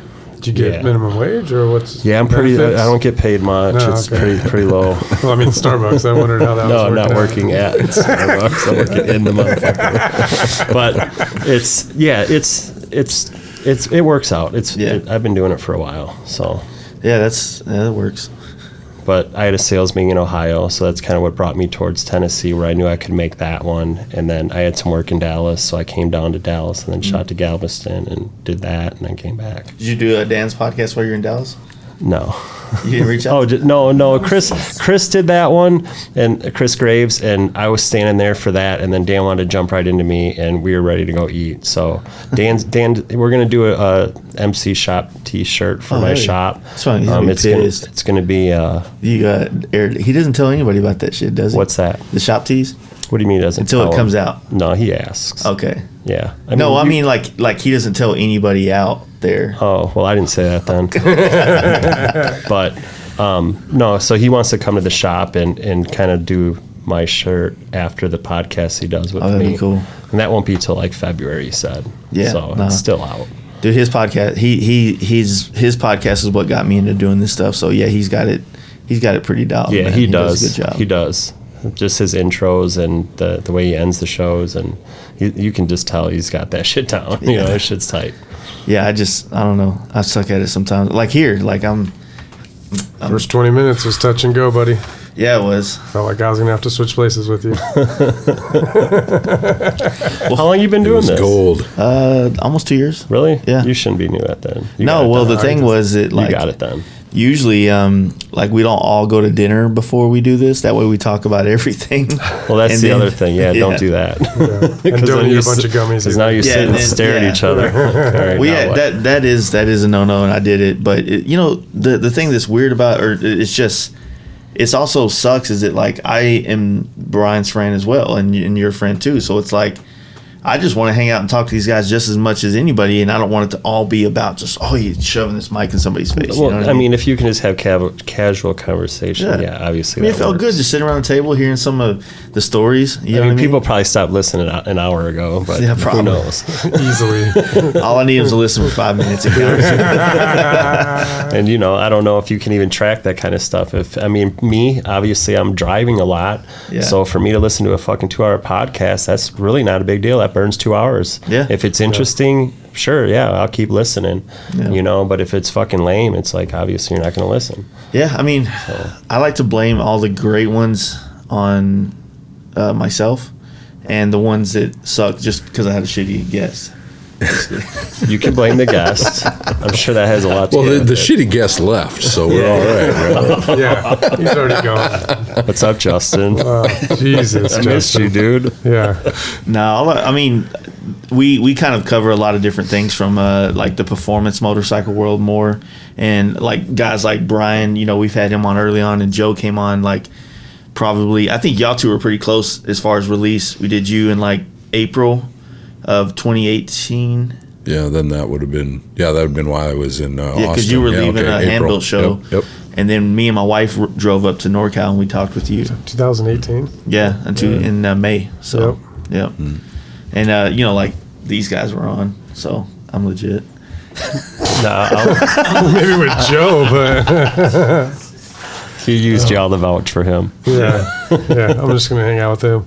I haven't been legit or relevant to motorcycles in years, so Hey, well, in my circles, you are. So Yeah. You are. You got some skills, buddy. You're Yeah, holding down the Sturgis, right? Buffalo chip now. yeah. Yeah, That's tight. fucking keeping the flat track warm all winter long, right? That is with the pretty van. fucking cool though. I mean, I don't remember which building. I know it's got to be in the front there by the fucking motor bar, right? Right, yeah. I don't remember seeing it, but you did a good job in there. It's where they hosted whenever the rides would come in to the lot there during the rally. That's kind of where they'd host everybody when they got to town, so to Okay. speak. Oh, I'm supposed to say something. Yeah, you got a little room in there. Like, did you have to set yourself up a living space, or is it like It had an office, Oh, okay. a completed bathroom, and a bathroom that just had a sink in it. No. So there was a full bathroom with a shower, and there was already a kitchen area set up. So At least you can keep it a little warmer, though. Is what I'm getting at. Yeah, Yeah. yeah. When you're, yeah, oh yeah. I got a bedroom. fuck, I can't imagine how cold it gets there. Yeah, that's Shit, weird. it gets cold here. Yeah. Yeah, 45. For real though. I think he's like minus 45. For real though. Like Yeah. it'll hit 30 and shit. We'll be like, damn. well, you're kind of used to the cold weather, though. Being Yeah, but not here though. I don't want that shit Yeah. here. That's why I left. That's why I moved. You know, like I mean, it gets warmer in the day, but I stay in my shop and I don't have air conditioning or heat down there, so it's Yeah. just too fucking hot in the summer. It's just, I mean, we work with it, but as far as like, I have one room that I have like that's cornered off where I can heat and air condition, Yeah. but the whole fucking shop, there's no way I'm paying for that. Yeah, we when I rode up here in February, I rode from Dallas up here, and there was still snow on all the mountains. Like Kingsman was snow everywhere still, and but it was still pretty like rideable, you know, as far as weather's concerned. The way home, This is riding time right now. It Like is. in the summertime, we're not riding. Fuck Yeah. no. You know, people want to say, "Oh, you can ride year round." Bullshit. well, in Dallas we kind of have it like that. Like it gets humid as fuck, but we don't get 110 plus degrees. You know what I mean? You guys split lanes down. I mean, those are and- air cooled bikes, so you're sitting That's there what I mean, riding yeah. 115-degree weather Yeah. when your bike's hot as shit. Like, Yeah. It's not. that's fun. not working out. And then you got traffic, so you're sitting a lot. Yeah. We don't. Did you know? Because Joseph said something about that. Did they legalize lane splitting here? Not in Nevada. Not that I know of. Yeah. Oh, 'cause he was I get talking It's yelled too about- at. dangerous as it is, Yeah. dude. It'd be fucking. I You'd get have, yelled at all the time. that death rate would go up. For real. They're like, you must be from California, you asshole. Yeah, But the thing is you're like, gambling every time you do it in they California. don't. I mean, even if you were to yeah. try it here, sure you can. But there's so many assholes out there that are going to try and block you off That's or what I mean. It's cut not, you off. it's not the same as It's not yeah. inviting Yeah. like in California when we're riding down there. Like Yeah. cars will move for you. They don't do that shit here. No. Well, that's what we were saying before. Is that in Utah when they legalized it, we had came through going to Born Free, and we're like, fuck yeah, let's lane split. But it didn't feel as like easy and like safe as it does in Cali, which is Wasn't that for your buddy's first lane splitting in Lake Tahoe when we did Yeah, that? yeah. Fucking big old line. Like, let's do this. Yeah. But I remember while we were in South Lake Tahoe or South Salt Lake City, whatever the fuck. I had edible. SLC. I had edible. So it's kicking in pretty good. But He's just gonna get up and leave like Justin. yeah, Good to see you. I'm out. but yeah. Fuck. Oh, I saw a lot of videos. Just people like on the news. We were at the Harley dealership. And they were just talking about like people thinking that it's illegal, so they're blocking the bikes, causing accidents, and then they're getting in trouble for doing it. And it's almost like you really do a lot of marketing campaign in your state with like the fucking digital billboards and letting people know that this is legal with commercials and shit. Some dude before it was actually legal. Yeah, before. Condition them to it for a while. Yeah, Some dude opened a door on my buddy Mark in South Dakota going back from Deadwood, to Sturgis. for real. Fucking, it was a shit ton of traffic. We went down the one side. Fucker opened his door on him, because they're just, again, it's not something that they see every day. But that's also probably the kind of the asshole that would try to cut you off, even going down the 405 or That's something. true. Yeah. That's true. Is there still those people that you're jamming with a group of people and some jackass just wants to pull in a little bit more and just say, "I see you fuckers coming." That happens in your cars too. They're You all got mad and shit because Yeah. you're moving. And they're not. Right. I mean, It for makes real. no sense. I mean, like, I don't know who had this analogy, but it was really great. And it was like, we're on bikes. If you're riding, especially if you commute, like, you get the worst of everything. But there's just one thing of all this. You're getting the elements: rain, sleet, snow, extreme heat, extreme cold, but the lanes, we could split the lanes, and that's the one thing that just completely pisses off every driver. Like, they laugh at us all those other reasons, but then the one time we can pass them, it's like, this ain't fair. Well, if you what I give mean? them the option to do it, they'd still sit in their car. I mean, Yeah. that's the thing, Yeah, exactly. So, I don't know. People are lame. I mean, not anybody listening to this, but normal people. Yeah, it's I'd like to see it happen in Texas. I mean, we have a pretty good motorcycle population as far as things, and our highways are kind of shitty because it's construction everywhere. But I feel like with logistics of where we are in Texas being kind of the center of the country, it's just easy to ship anywhere. So logistically, it's really good. I felt like with lane splitting becoming legal, more people would commute on bikes, and it would just explode the culture of motorcycling. Like, you would have a feeling of what LA and NorCal has, because motorcycling is the everyday thing for certain people,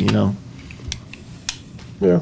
That was long. That was long. We kind of lost you halfway through. Yeah, so, me no. too. No, I hear. I mean, it's just, I don't know that that's going to, the people that are going to get on motorcycles just to commute, they're not the same type of person that, is in this room Yeah, anyway. yeah. So, I mean, I wish everybody would ride motorcycles. It'd be way cooler, but Oh yeah. that's the one thing I like about Sturgis is you don't see many cars. It's Yeah. just a week long Definitely. of fucking Yeah. everybody on there, whether you like their bike or not. It's everybody's extension. This is my bike, and that's just what you do. Yeah, it's like everybody's there for the same reason, so you get to, Yeah. you're not like. But if you stay in Sturgis too long, those people come out of their house, Oh, and it feels like you feel like you're not welcome anymore. You know what I mean? Like, they give you 2 weeks and then you Yeah. fuck out. yeah. They've got a lot of money in those 2 weeks, though. Yeah, they're happy to take your money. I mean, there's plenty of people that The cops have been, dude. The cops this year, I felt, were bad as hell. I feel like in the last, I've been going since 07, something like that. And I felt like it was ramping up. And then, 12, 13, 14 were just miserable to be there. Like, you just didn't even want to go anywhere. You didn't want to do anything or people were all night long. You're just seeing trucks go down Main Street, because got to have a DD and they're pulling everybody over, Yeah, Fucking and Keith got pulled over 9 times one fucking year. for real. I mean, it was just one thing after another. You don't have clear glasses, but they're on my face. Well, you didn't have them when you passed me, By the way, have you been drinking? You know, and it was Yeah. always an excuse to like get that $3,000 or whatever they get. If you like all those stop signs to get like going down Lizelle. Oh, yeah. And every stop sign there's a pair of cops waiting on you to stumble. waiting for you to put both. I got pulled over for a foot clutch. I didn't put both feet down at the stop sign and shit. I'm like, dude, I can't put my foot down. I have to keep the clutch in. He's like, what do you mean? You have to put your feet down, you know? And it's like, okay, what can I do to just go away? Well, is that legal? Yeah. You know, even the fucking foot clutch shit. Like, I don't even think that's legal. Yeah. I got a ticket this year for, I was, you know, where in Deadwood where like it kind of splits where you can take the other route through downtown lead. Yep. The other one goes around. So we came from downtown, we're headed towards Sturgis, and it merged, and I went around a chick, wasn't speeding. I think the speed limit was 20, 15 miles an hour. This chick was doing 5. Cop fucking just comes out of nowhere, pulls me over, gets out of his car holding a gun. Not holding it out, but like, like he's ready. He's like this, and I'm like, dude, like, do I look threatening to you? You know what I mean? A little bit. Yes. No, but he was like, I'm gonna give you a ticket for reckless driving. Yeah. Because I went around the car. Did you get the ticket or? Yeah, what? I got a ticket, Oh. but he put it down to a careless driving or something. But like the whole concept, it was just like, dude, I went around a car. He said I went into the oncoming traffic's lane and did all this stuff, and I was like, how do I fight this? Like, no, I didn't, and I'm not. Obviously, I wasn't drinking, you know, for once. But we had a fucking pair of cops stop us in the middle of the freeway coming out from Custer. They like put their cars across, put their hands For real? up. Oh fuck! There was 7 of us, and the dude said, 7 of you guys were speeding out of town, and I said, sorry sir, there was 2 groups of 2 and a group of 3. Get in my car. You know, it was just like they didn't want you to like question No talk them. back. It wasn't, you know, and I was like, Yeah. it was us, but I mean, it's not the point. You told us there was 7 of us in a group, like, yeah, you know, and then it was like, don't, you know, go in the car with me, and so it just escalates quickly. I don't get the point of like cracking down that way, like, because that's the reason I didn't enjoy Daytona, because I'm like, I'm here to vacation, spend a lot of money. Don't ruin my life too while I'm here. You know what I mean? Yeah. Because a DWI can ruin a lot of people's Well, lives. I believe, if I'm correct, you don't leave until you pay off all your shit there, correct? Yeah. For the drinking. Yeah. I mean, they you have go- to. What, South Dakota, you mean? Yeah, during the Sturgis During rally. the rally, you finalize it. Yep. You have to come up with your money. You stay in jail till you're paid. It's not like you go home and come back. But are you good, though, when you leave? When you're done, you're done. I don't know if it goes on your record back home. I just know in South Dakota, you're paid I've heard off. that you pay out and it doesn't go on your record. Yeah. I could But it's a see lot of that. money. That's Yeah. just a fucking revenue market right there. Just boom, get But- you in and out. I mean, that's what happened to me. I got the ticket on Saturday, and I had a court date on Monday at 9 a.m. Exactly, You know, yeah. and it was like, what do I do? Like, how do I fight this? And it's Yeah. like, you pay it, or you come back later with, to go on trial. Yeah. You know what I mean? Which is like, what the fuck? It was a $120 ticket, but Yeah. I didn't need anything else going on my license, which I don't think it does in Texas. So Yeah. it should be fine. But you want to go back? I got a couple of states I can't go into because I got tickets there that I never paid. Yeah. Yeah, but no, I mean, like Sturgis, like I was wanting to go next year for the 80th, for sure. But I went to the 75th, and that was not one to be at. It was just so many people. It was not enjoyable to be at as a next year's motorcycle. 80? Yeah. It's the 80th anniversary in 2020, so it's Yeah. Damn, that's going to be we're wild, gonna huh? promote That's that. one that you just sit on a house like on Main Street and don't go Sit on a anywhere. house, You know yeah. what I mean? dude, I really like. We stayed in Lead on one of the top of the where the ski resorts and shit are, and I enjoyed it this year. It was a good time, but I ended up leaving early. Like I left the day of the V Twin Visionary show. Like I was there hanging out, and then I was like trying to debate whether I was gonna leave that night or the next day, and I just said, man, if I leave right now, I could probably get back to Kansas at least, which 35 going south, and I was like, so fuck, I just burnt out middle of the day. But Dude, I was only going to go for 2 days. I ended up staying for 5. That shit was fun as fuck. yeah, It where'd you end was, up saying dude. Well, that? that was your first time too, right? Yeah, it you stayed was. with Pat and Jen. Yeah. Yeah. See, they know how to fucking do it. though. Yeah. So yeah, it was like just a fun ass weekend, and then Pat's like, "You can't leave yet. Jen's coming tomorrow." And then I was like, "All right, well I'll just stay then." And then Jen's like, "What are you gonna leave the day I get here?" And it's like, "All right, well I'll just stay here then." "No, you're not gonna leave Snoop Dogg's tomorrow." It's like, fuck. So then it's like, yeah, I'll just stay again, and So yeah. How'd you like it though overall? Was your first Sturgis? Yeah, it's getting cooler though. Like it ain't like as long as more people go that we hang out with, like that's what First year is always. I mean, I'm not down in his. The first year is always the fucking cool shit. Yeah, it's there's super so fun. many cool things. You see like all your friends that you don't ever see, you know, and it's just a very relaxed. You know, you ride your bikes right up to people's booths. Well, if you're fucking straight hang up out. on vacation, like you're like there, you should be on no schedule. So if somebody's like, "Hey, you should come over here," like you should be able to go over Like, there. cool. There's a ride you over know? here in an hour. Yeah, Like, you really that's should cool. just be able to do whatever the fuck you want. But, but yeah, we didn't leave the chip that much, to be honest. I mean, we did. Yeah. We went for a long ride one day, and then we went over to full throttle. But like we were just holding it down. It was So fun. much shit to see there, though. I didn't leave at all. I would have been mad if I didn't leave the whole time because I was cool there, and then when they were just like, "Yo, like there's more shit than this," and I was like, "Oh well, let's go then." So would you go like do some of the Black Hills, like Mount Rushmore, all that shit?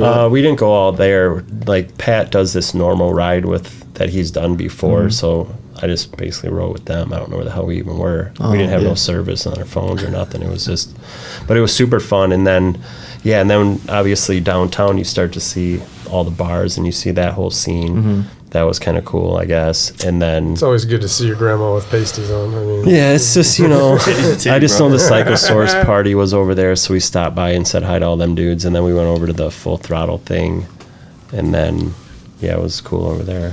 Yeah, That bar was it pretty does cool. feel like you know. There's obviously millions of different types of people there, but just like different groups. Like when all the performance bagger guys showed up, like we're fucking set. Like it doesn't matter that there's also 300,000 more people here. It's like I got my crew, so Sturgis is gonna be fun as it is. You know. I mean, you're pretty much ignoring most of the hoggy dogs and shit. They're just there for entertainment. Yeah. But if most of your friends, if they go, like shit, you're gonna have fun. Yeah, no doubt. yeah. First year I ever went, Kirk Taylor rolled us around to all the fucking VIP events. You know, I mean, it was just a fucking great time. Like Yeah. you didn't even, if there was 30 builders or whatever, that's the only people you talk to. And hung Pretty out with much. Anyway, so For the most part, yeah, I would say. You're probably so watered down with Sturgis that you just don't. Really I'm sitting here thinking of how I can contribute to this part of the conversation. I'm like, He's got 20 years to been there, contribute. been there so many times. You know? But for me, the fun part is like when someone like yourself was there for the first time. I enjoyed taking them downtown. And shit, get them yeah. downtown, and it's like, okay, we got to go see the big bar, and we got to go here and got to here. It's like, all right, now that you've seen that shit, we're going to the Oasis, and then we're going to the dungeon. The dungeon. And that's usually we never went the there. first person. Well, I wasn't there when you went downtown. I guess I don't know. What's the dungeon? It's a bar on Main Is it? Street. Okay. Downtown, yeah. And it's like they hit all And the the places. Oasis that- is obviously another bar. Yeah, All right. yeah. Yeah. We hit- See, I don't know. Yeah, we hit a bunch of bars that people want to see because it's the first time they're there, and they're like, okay, now you got to go to these two. And then Those two sounded sketchy. Those the two were Oasis the best. dungeon. Like, And you can't where's forget those? The Oasis is Burger King's nice, the too. Oasis has always got bad karaoke, and then the dungeon is just the dungeon. The dungeon probably speaks for itself. I'm not going to try to describe it since you haven't seen it. You'll have to experience it. I'll get it over there next Yeah. year. The first couple of times we went, we all pitched in and got a big like a cabin or some shit to stay. But the first time my brother went and we camped, and that was literally the funnest I ever had. Just we camped there on Lizelle, like at the end of the street, and had shuttles that you could go places, and the bathrooms were clean. And I met so many like old bikers, like old dudes that are like in their late 60s, and they're out there drinking next to our shit, and just these dudes rode here from places, so it's like Those dudes trip me yeah. out. At all these campouts, you're gonna get everything, or everywhere in Sturgis, man. You get the guy that trailered there, and you get the guy that rode, across country to meet with his buddy. He's from Virginia, rode to New Mexico to meet his buddies, and then up here. You know what I mean? Like, it's everything there. You know what I mean? It's just a melting pot of different types of enthusiasts. Yeah, it's hard for me as like when we go there so many times and we're at a booth and we're working. It's hard for me to imagine that would be my vacation to go there and like just get hammered all day at the bar. And I mean, nothing against him, but it's just for me. I've been there so many times working. It's a different scene for me. You know what I mean? It's like they're having a good time letting loose, and we're like, "Fuck, we gotta be here another 2 hours or And something." we're dealing with these motorcycles every day, and for them, it's just maybe maybe only a couple of weeks, maybe a month out of the year. Well, and a lot of times, you see like your dentist secretary with the pasties on, and she doesn't do that anywhere else. I mean, it's like Burning Man too. I mean, Yeah. I still ain't done that. I need to go over there. Yeah. Have you been? Maybe I don't. No, fuck no. Yeah, I've been in the area when it's over, and I'm probably 15 years too old for that party. yeah, no. There's it's a crazy mix out there. I've ridden dirt bikes out there when Dude, I couldn't Burning Man imagine. isn't going on. Yeah, Just couldn't imagine doing that shit. Yeah. I mean, I've heard stories, dude, like tents with just fucking all sorts of shit going on. I mean, Oh, well, I did that when I was 25. That's what I'm saying. yeah, Back then, though. It's Yeah. different now. I just started doing drugs a couple days ago. Yeah, Hold on for the ride. drugs are bad. Okay. Okay. Okay. Yeah. Fuck, man. So what else? You got anything else? What's going on? My shit's kicking in. Yeah, Yeah. yeah. Didn't it? It's been kicking in for a while. I already said that. It said it's starting again. No. No. Well, what's the one thing y'all all want to see here at SEMA this year? You talked about the hammers and hops. Hammers and hops. Yeah. Yeah. I mean, that was really the deciding factor for me to come. When you're weighing the expense versus what am I going to get out of this Christian trip has scenario. a good party, so Yeah, that's what I was mad that I'm leaving Thursday. he's literally like on the same street as me, like 3 minutes away. So it's kind of if you cool. go to Cheetahs, you've gone too far, right? Yeah, well, I'm right next to Cheetah, so yeah, like he's the other way. Cheetahs, That choppers. was an awesome Yeah. description of the I loved of the it directions. because I knew what he meant. I Yeah. was sitting there like, yeah, you're exactly fucking right. Yeah. Like, yeah, but no, like it'll be tight over there. Yeah. Yeah. So have you gotten a lot of your stuff in SEMA yet, or done anything like I got that? 2 bikes over there now. I mean, La-di-da. one just got 2 picked up. bikes. It was at this party right now, but then there's another one at the C-Tech booth. It's like a battery charging company. Oh, okay. Yeah. So they got one over there. I don't know where it is yet, though. Do you They get loaded those that 'cause- in yesterday? Because you're just badass, or because No, they're local? Well, Like, I think a lot of the stuff works because I'm local. Yeah. I mean, there's probably some local people that they wouldn't want their shit either, but my friends, they've already seen the bikes, so they're not Yeah. really new ones, so 'cause they I've know what offered, they're like, getting. I've offered guys that like they've given us parts and shit, but I'm like, hey, the bike will be there if you want it, and like, we got something else. So I just Yeah. wondered like what their deal was, Yeah, I don't know. Which It is could- fine. I It was enjoyed all riding. literally last minute for me. So like my friend called me and was just like, "Yo, they want a bike for the booth. Can I go grab one?" And I was like, "Yeah, you can go get the purple one." So he brought that over. Then he calls me today. He's like, "Yo, you want to bring another one somewhere else?" And I was like, "Sure." Cool. So that was like straight up last minute stuff. Oh, then I'm out.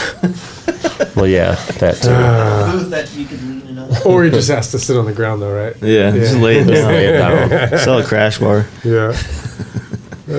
Now it's hard to like being down there and seeing all the different businesses. It's like we walked through some booths that had nothing going on. They had nice high tech looking setup. There's no products. There's nothing. There's no products. It's just a TV and some like places where you can sit across somebody. It's like that booth needs a bike in it, like something to Yeah. draw people there. So, who the fuck is this? What do they do? Well, there was one truck that we were looking at. Fucking had a badass tent on top. Had all these cool things on it, and Is they it the were brown one? No, it was white and black. Oh. And they were selling. Their product was this tiny ass little reverse camera. You know what I mean? But like everybody was looking at truck. that. What's that? Promoting it on that And truck. everybody fucking was Yeah. looking at Yeah. that truck. Like had a million other things. Yeah, and even it if was, like it's just the people that take the picture, but it's in the booth, and you like sit. If you think about it, like just like building a bike, okay, how many angles can people take pictures, and how can we Yeah. subliminally get our fucking product or brand in there? Yeah. And that seems like what some people are doing down there, so or they should be at least. some people do it well. Yeah, I mean, like, I was getting pretty mesmerized just walking through some of the toolbox areas. I'm like, fuck, man, like this is dope. I can see myself working like That this. one Snap-on row, there was that silver, had the silver tops. There was like 3 of them in a row. Had to have been 20 fucking feet long. Yeah, It was fucking $40,000-$50,000 for just the Jesus. box. we had found one that was pretty nice, and it was like $12,000. Is that what he said, Gary? Like 12 for that long ass one? It was like a whole wall setup thing. Oh shit. I'm Stolen. down with. I don't even have that many tools. But I just want it to be uniform. Yeah. Yeah. But yeah, it's always about having the toys in the booth. You know, anything that to draw you in. yeah, for That sure. obviously Well, helps. if you look at all the booths that have the people in it, it's the ones with the chicks signing Yeah, and the hot fucking girls posters. definitely too. Yeah, you gotta have there's a kit you buy. You want level 1. Yeah, exactly. You gotta get Yeah, them no booth kidding. bunnies. Yeah. Yeah. No kidding. Now they got some good ass fucking pre-runners there. Some good trophy truck. Yeah. Like, they got some really cool shit there. So Yeah, I saw that new Corvette out there for the first time. You don't like it? mm-mm, You don't not dig at it? all. I just think it looks too much like a Lamborghini, and that's fine. It's just too much like. What's wrong with that? It's just too much. It's just I'm tired of all the copying bullshit. You know what I mean? It's just like, you've had this fucking style for this whole time. Yeah. And now you're a European car. Like, I just don't Yeah. understand it. Well, I heard that If it had been another model altogether. If they would have just brought out another car, like Right. another Chevy, in Yeah. that, I probably wouldn't have had a problem at all with it. But you know that's the vet. Yeah, it's the vet, Yeah. and you're copying some. Lamborghinis are sick as fuck, but do your own shit. You've been doing it this Yeah. whole time. well, I heard was it confirmed that the price point on that thing was something super low, like It's in the so 60s? fucking ridiculously low. It's an awesome car for your That's for your nothing. money. Nobody's buying it that model. Oh, you you're- know. yeah, exactly. You talk to all them fucking Corvette people and shit, dude, and it's still about keeping up with the Joneses. Yeah, And yeah. I remember when I was, where the hell was I in fucking Santa Ana? And came out of my hotel. There was like 12 of them lined up. Like, not the new one, but just like 12 vets and a bunch of old ass dudes. And I was like, what the fuck's going on? And they're like, oh, they're releasing the vet today. We all fucking rode down. And I was just like, yeah, what's the new vet cost? Oh, well, baseline is this, but what we're really talking is like, 112. Wow. I'm like, Man. 112 for a fucking vet? Well, that's You know? what I was talking about. I was like, man, I thought the vets were already pretty higher, close right. to the 100 area. I'm buying a trophy truck if you give me $100,000. So There's fucking hot as balls in here, dude. What up?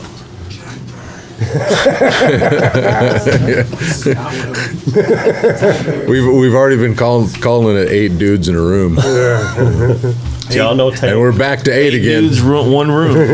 Do you know Tank? no, Does anybody know Tank? I've- This is my Brian, guy. nice to meet you. So I met you a couple years ago. Yeah. Here. And then you know Joe, I'm sure. Yep. Yeah, I don't know. And the paddle shifting option only, that's the other thing that pissed me off. Oh, that's weird. You know, Where they got shifting on the steering wheel now? yeah, and Or- that's the only option. Oh, you know that's- what I mean? Yeah. oh. Which they say that the fucking automatic is so much. I don't know. But anyway, Who wants a fucking automatic vet though? thank you. You're buying a goddamn Corvette. Man, I'm kind of considered automatic. Yeah, you might get that one. Fuck it. They say the new Porsche though, they've had the best test drivers try and beat the automatic with the stick, and they can't do it. So I mean, they just got the gearing and computer down so Yeah. much. I guess I don't know. I would have thought that eventually the automatic transmissions and technology be put into, especially in the car world, Yeah. they'd be able to do something pretty solid with that shit, Yeah, But yeah. I don't know. But hey, that's just my opinion. No one really cares anyway. So You got I don't have to worry about it. I'm not going to have one anytime soon. exactly. That's everybody's cop out. That's not on my options. I wouldn't do that either. No, I had a buddy that wrecked. Was it 05 when they came out with the new body style? I think. I can't keep up. Anyway, I was with him, and he fucking drove up on this lady's lawn over the curb, fucked up the whole subframe that held the front fenders, and it was all aluminum, and they didn't sell it yet, so had to put it all back together, fucking weld it all up, and as part of my payment, he let me drive it for a month, and like, it was the baddest motherfucking thing to be in. Yeah. But whenever you got to wherever you were going, I always parked at the back of the parking lot. You know what I mean? I didn't want to be You know what? seen in it, but I wanted to fucking drive it. You Yeah. know, so I just don't know that I'd put my money down. There on is that weird thing. Like, if you had some really nice shit, like, where would you know what I mean? Like, that kind of, I don't want that kind of attention either. You know what I mean? But there's some nice shit you don't mind driving. Like, I don't mind pulling up on one of our bikes. Yeah, but I right. don't want to. It's just the vet. It's like that. Oh, your midlife crisis. Oh, Yeah. your dick's too small. Yeah. I don't know. Yeah. And not. And you can find something better for that price.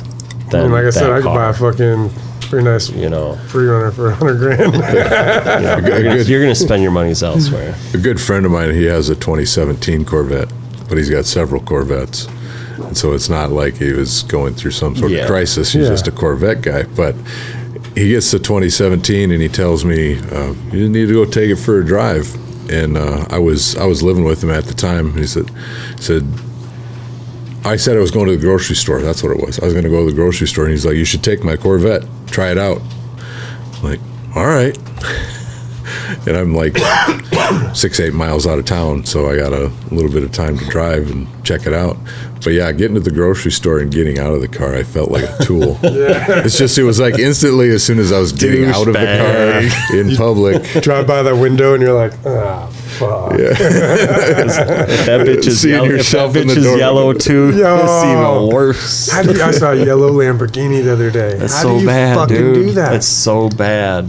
That It is bad. Red or black, dude. Oh my god. And red's still questionable.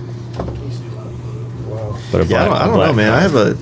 I don't really have a car. Like all the cars I really want are vehicles I really want. It's like either like a super inconspicuous regular vehicle or an old car. You know what I mean? Like there's no like new car. Like I got to get the new Hellcat or some shit like that. No. You know? BJ Baldwin has the best collection. Fucking, you seen his stuff?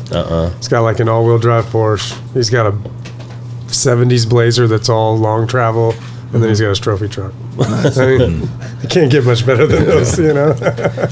Is there anything, other things you like doing out here other than bikes that you kind of gotten into, or are you pretty stuck with the bike thing? Well, you got to figure if I'm gone half the time for my work, when I'm here, I usually just stay at the shop and work on my stuff. Because you're probably thinking about your shit while you're gone all the Pretty time. much. I mean, it's like, it'd be convenient to come home and work on your stuff every night, but I don't have it like that. But so when I am here, I mean, I have friends that I made in town, but as far as like going out and like socializing and going to things like bike nights and stuff, or there's something that they do at the Griffin on Mondays, but I've only gone there a few times. Yeah. Hogs and heifers, it's like you can only get too much of that shit. Well, and it's hard too, because if you're limited in your time, I mean, that's there's not so what many, I choose to do. There's so many cool things that are like sound good a week before. Yeah. But then when your option is to stay in the shop, Yeah. and fucking work, or Well, go when do these people are in things, town like- too, obviously people coming in and out of Vegas pretty regular. So if I'm here, usually I'll go hang out with them, bring them to a few places that they normally wouldn't find if they didn't, because they're not from here. Yeah, But- I find myself doing that a lot too, kind of being a host to Dallas when people come through. You know what I mean? Like, just feeling like, oh man, you want to have a good time, you want to go, you know, and then you got these people coming through, you just want to be like social with them and whatnot. So Shit, they had street vibrations in Reno for in 4 Reno? days the other day, and I didn't go to one fucking day. I drove through. I was up working in Idaho, and I drove through on the way down and shit. And yeah, it looked too much for me. No, I was like, just I'm stayed in out. the shop, fucking looked out the window. You know, it's just hard. But, you know, I'm always, even when like my kids come home, and I only have a couple hours with, you know, I love being with them, but I'm constantly thinking about like, oh fuck, I gotta go back and do that, or so I couldn't imagine being away from them. You know, it's tough, especially like when you're building for a deadline. Like, try and get something done before you leave, so it's ready when you get back, type of thing. Like, if it just takes like a couple more hours to finish it, like I'll have to finish it. I can't just like put some down 80% done. And then expect like you to pick up where you are right now. No. Like, you might as well just fucking, you're in the groove, just finish it and go to sleep later. I'd rather stay up till 3 or 4, finishing something. Then try to start and finish that Yeah. last 20% the second day, dude. It's gonna take. Well, it's gonna take me 2 hours to go to Just fucking to- sleep thinking about it. Yeah. Like, you know. Well, just to get back in the same Just- mindset, and just exactly. be able to find the groove you were in. you know. Yeah, Especially And- with a lot of shit you're doing, because you're doing all the metal work and stuff. You got to do left and rights too, you know, and there's matching pieces that Oh, you walk yeah. out of that groove from the one. Yeah, I wouldn't. Yeah. Well, even the parts you fuck up, you know, like if I fucking spend 4 hours on something and I fucked it all up, like I'm not just gonna throw that and chalk it up. Like, I still feel like I need to finish that part, but I should be able to do it faster because I know what I need to do now. So that part might only take me 2 hours to do it the right way now. And so then I'll just do that 2 hours and finish that part, even if it costs me 6 hours. Yeah. But I didn't put on that shitty piece. Yeah. Some people put on that shitty piece because they got 4 hours into it. No part should be justified by time You know, spent. where it's just like, oh, just because you got time to do it, dude, doesn't mean you got to put it on there. But you'd be surprised. One of the things that guys that I've taught metal shaping classes with, we all kind of say the same thing. You know, yeah, we may do things that you're impressed by or you think that we're really good at what we do, but guaranteed, any metal shaper that does anything has got a pile of rejects. You know, 'cause You're your worst critic. So. it's no thing to put a whole bunch of hours into it, and then one thing goes wrong. It's like, well, Well, then you gotta Starting know. over. You gotta know when it's time to stop too. You know, if people continuously try to fix something they fucked up. Can you fix something that starts going another direction? Is it able to bring it back into shape? As far as metal shaping is Yeah. concerned, yeah, there's techniques to kind of go back, almost reverse what you did. You know, because and ultimately you can put as many dents in a piece of metal as you want, but it could be flattened back out. Yeah. Worst case is, I mean, when you get it too thin, that would be the Sure, only thing, right? yeah. To the extreme, yeah. So like if he's overworking a piece where it's like, dude, look how fucking thin it is, then it might just be like, all right, well, at least I know where I got to go, and you might just want to grab a new piece and start over. But at least you have a guidance of what you just did to get where you were. Yeah, you're every time you shape a different piece, you've learned something. Oh yeah, yeah. Every time you've taken something off because you didn't like it, you've learned something. Yeah. Well, when we had Justin on last time, he was talking about how he did that fairing, how he did the wireframe concept. Is it better? Is that more like a faster method than doing the wood shaping? If you were going to make a tank or something, and you want to make two perfect halves, and you're fitting to it or something. Creating that wire buck, it's definitely a quicker way than if you were to try to actually construct one. One, a lot of people, I mean, I physically don't know how to make a wood buck. You know what I mean? Like I've seen people add stuff up. I've seen I just don't understand it. So, but I understand taking a piece of wire and kind of like forming it in front of you. It's kind of like that finger you do when you're a kid. Yeah. You draw. I think you'd almost just want a wood buck if you're going to use it multiple times. Yeah. If it's something you can beat on and shape to several times, a wire one might manipulate. Oh, over it's time. Anybody that mass produces some sort of sheet metal that's hand shaped, the buck is usually something more stable, like a wood, or even guys with laser cutting tables will cut them out of steel and make steel plated bucks. So, but that's definitely in a scenario that you're making them over and over and over again. Even like just custom painting, like when you're doing the center of a tank and you're trying to match graphics all the way around. We have ways of being able to transfer, trace paper and things like that, but it's still a bitch. And I couldn't imagine like taking a half of a tank and reshaping the other half in the opposite form perfectly. If you get really high as fuck, you shape the other tank just like you shaped the one. Hopefully it turns out. That's where the pile of rejects come from. You're following the same, trying to mentally follow the same process that you did on the first side, but obviously a mirror image of it. So that's why, like we said earlier, you're not going to stop in the middle of that project. It's hard. You made that left side. You're going to want to go right ahead and do the other side right away when it's still fresh in your mind and remember. But in the picture, you don't see the other side, so it's really good. Do it for the gram. There's been plenty of times where the other side didn't get done at that time, and then it sits there for like 3 weeks because you have to like find that spot again. Yeah, and all of a sudden you walk by and you're like, okay, fuck, I'm ready. Let's go. Or at that point you've just started over again. Yeah, probably. Well, since I got to do this one, I might as well just make this one the way I wanted it in the first place. Yeah, I've looked at it long enough, right? Yeah. So what fabrication wise, what do you guys enjoy making the most? Like you get the most satisfaction out of making for a bike? The frame, probably, because that's your baseline. That's what sets you're working from. Yeah, and that sets your style of the bike. I mean, I don't say anybody, but you can go buy a Paco rigid, and everybody has their different things that they put on the bike. But when you're starting with the stance and with everything, then that just starts it all. You know what I mean? And even if it's just that little look, it's a rigid, it's a normal, but it's got that little twist difference of yours on it. Yeah. What do you think? Yeah, they're definitely telling the truth. I mean, it's just you're starting from that foundation. And so there's, especially when you're doing pieces of art that are, fully functioning pieces of art, you're really concerned about that initial geometry to make sure that all the other ideas that you want to put into this, having a line, having a stance. Do you guys like have a go-to style of frame that you kind of favor more than others, or do you try to be versatile with that?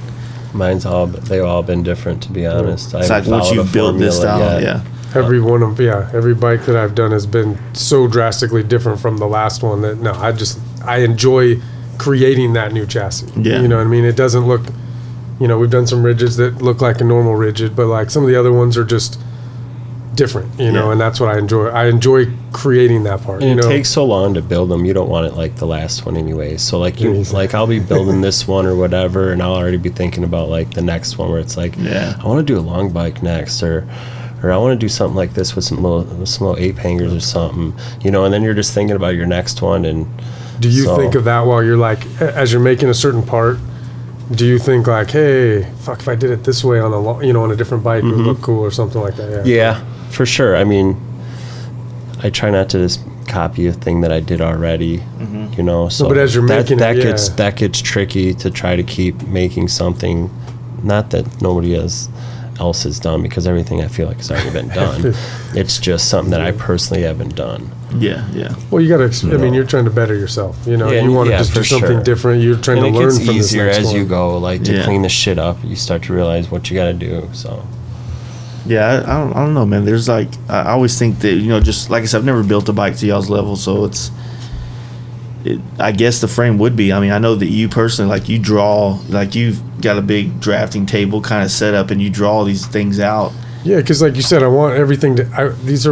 They look great sitting there, but I Yeah. want to fucking do 150. So when you're sketching this stuff out, do you see it in your head, like? Yeah. Oh yeah. Yeah. Like I see 75% of the bike. Mm-hmm. A lot of the little like pieces come as the bike comes together, Mm-hmm. because now the bike's sitting there. Now I know that I can shape this thing over this curve to make it a little cleaner than, you know, it's not like like we were talking about, guys just picking all the parts out of the catalog. Yeah. And they go together, or sometimes they don't, you know. So, you know, 75% of it you see sitting there. You know, me and Garley were talking about this earlier. There's actually, in my opinion, there's two type of catalog builders, right? You got your guys that just pick shit that they think looks cool. It has no correlation to each other. And then there's some guys that really study those catalogs and know everybody's products 100%, and know how to fit the right, you Like know, John. know how to fit the right parts to fit and be a nice bike. You know what I mean? But yeah, you know. besides, I mean, there's things on John's stuff that I fab for him, so it's different than the others. Mm-hmm. But with that, I mean, he picks parts out of the fucking thing that just blend right together. Yeah. So, no, it's possible. It's just some people don't have that final vision, you know. Mm-hmm. You know, tire sizes, what tire brands, treads. Like, you can't, you know, I've seen this before where somebody tries to build an old school bike, but yet you got late model tread. And it's like, dude, you didn't even go with vintage tires and shit? Yeah. No, I like these.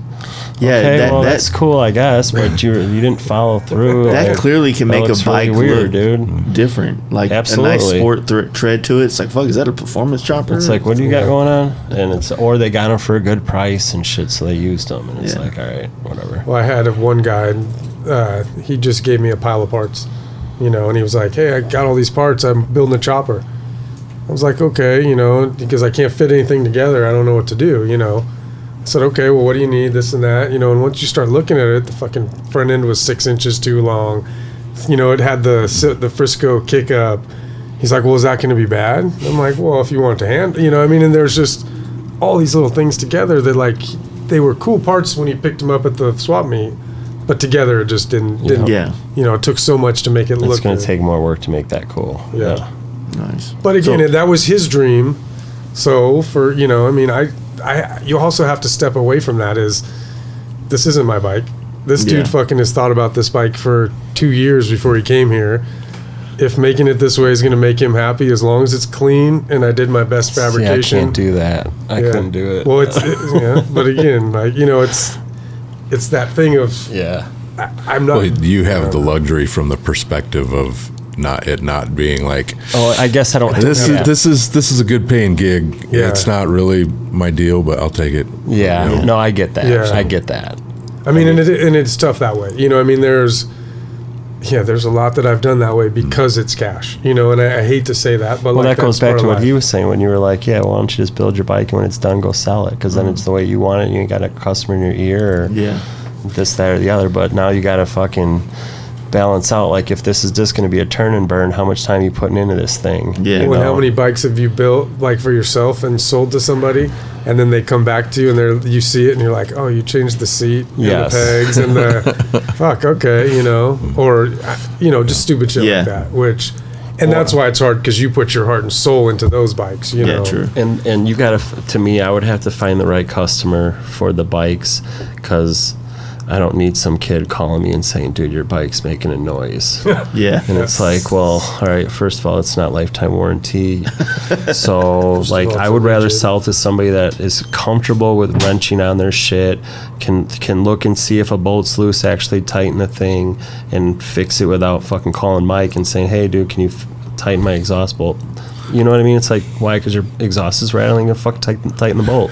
Yeah. You know? And Well, it just use takes some a- Loctite or something. You know, Takes a figure it unique out. person to ride the bikes But that we build. to just too, sell you it to know? somebody for some money, for me, like, I don't need the pain in the ass either. And that's why I feel like sometimes a customer will be a pain in your So I would feel ass. like in some of the niche bases, like of the style of bikes that you guys build, like there's so many people that love it that were probably looking at it from the artistic perspective, like, fuck, man, Magic Mike builds the sickest shit. I want to get one of those, you know, in our industry. Like a lot of enthusiasts of it, you know. Do you feel like your customers come from like some dude that's got his wife down here and they see your shit in a casino and they buy it? Dude, I don't really have those situations, but I'm just saying, like, if somebody wants to buy a bike, like, it has to be for them. Yeah. You know what I mean? Yeah. Like, you got to know what you're getting. These are fucking handmade motorcycles. There's no warranties. This didn't come off a production line. I don't fucking use torque wrenches and shit. So it's just like, I'm building this thing. You're going to have to go through it. I go through it. You're going to have to go through it. Mm-hmm. It's just the way it is. It could be the perfectly tightened, perfectly ridden bike, and you go on a trip and something fucking comes loose. Yeah. I mean, it's just the way they are. Yeah. And then eventually, when all the bugs are worked out, when your shakedown runs are all done, dude, like, you should be all right. Yeah. You know, but like, Still worry about it and still pay attention every time you get still on it. pay attention, you but know. like, you should be all right. Like, Yeah. I got a few bikes where I've been riding around for so long, I don't have no issues. Yeah, knock you on know? wood, the TV bike has You know. got fucking 15,000 miles on it. You know, never had one issue. So That's how the Gold FXR was. That shakedown run from Dallas to NorCal, like, you know, it fucked up a lot of things. But over the time and hanging out with shops and making cool stories, like, we got it all fixed. And I was able to get the rest of the year another 15,000 miles, 16,000 miles knocked out. well, it's just little things. They've never been created before. Mm-hmm. Now all of a sudden you're putting these things together on a moving vehicle that's getting fucking ripped on. You know what I mean? It's Dude, that's what was a trip about Galveston. Like, dude, I straight up only had about 10 miles on that bike, and we had to ride them 80 miles. And I was nervous. I ain't gonna lie. You know, it's like, fuck, you know, like, you don't want nothing happening in front of all your friends and your peers. And, you know, you're supposed to be all confident about, hey, I built this solid ass bike, you know. And yeah, some people broke down and they were working on their shit. I didn't have that problem, dude. It was like somebody was looking out, because, like, I'll ride and do shakedown runs and I'll have more issues than I was gonna say that's just a luck of the deal. like, what did I have? I had like one exhaust bolt loosen. All I had to do was tighten that, and then my fucking overflow was leaking on the carb, so I had to just blow some dirt through that. That was it. Like, for the whole 80 miles, that was my only problems, dude. That's fucking straight.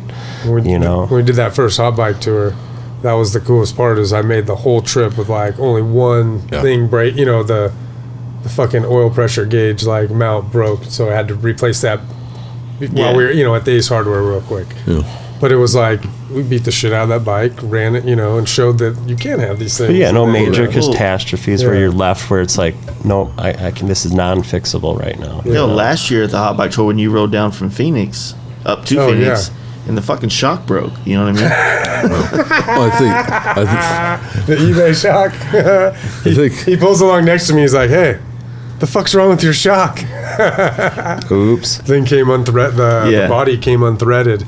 Fucking mashing down the freeway and shit. Yeah. That's what was fun about those hot bike tours, was the fact that it was, everybody knew going into it. Oh yeah. And we got several days here. You got to ride every day. That was like, it was a blast at night, hanging out, fucking with every.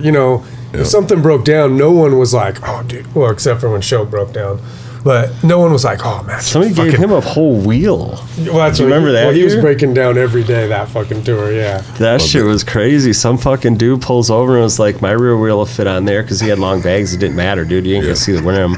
So some dude had, I think it was the gold bike even, and he had them fucking big ass gold wheels and shit. And this dude fucking just dropped his back wheel, threw his bike on the trailer, put John's back wheel in the tire, and he rode on dude's stock wheel for the rest of the tour.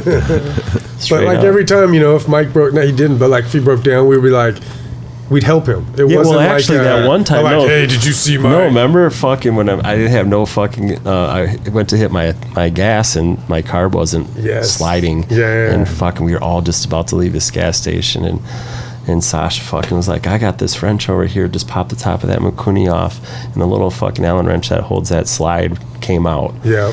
We just tightened that bitch back up and was ready to go. But, So, I mean, but it was if never- everybody would have left, I didn't have that tool. But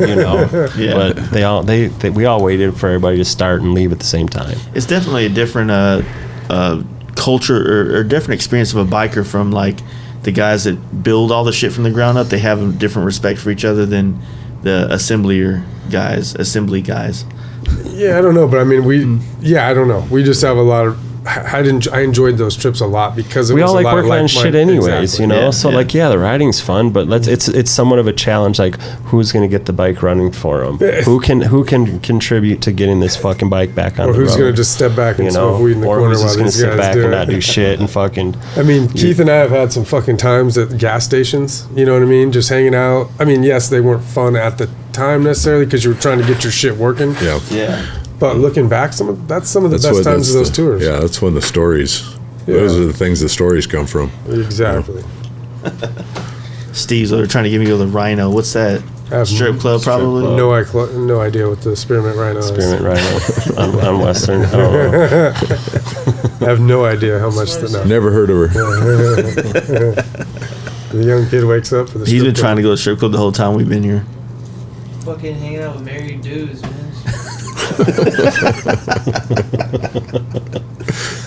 Old married. Don't go to dude. Cheetahs though. I heard it's pretty shitty though. Cheetahs.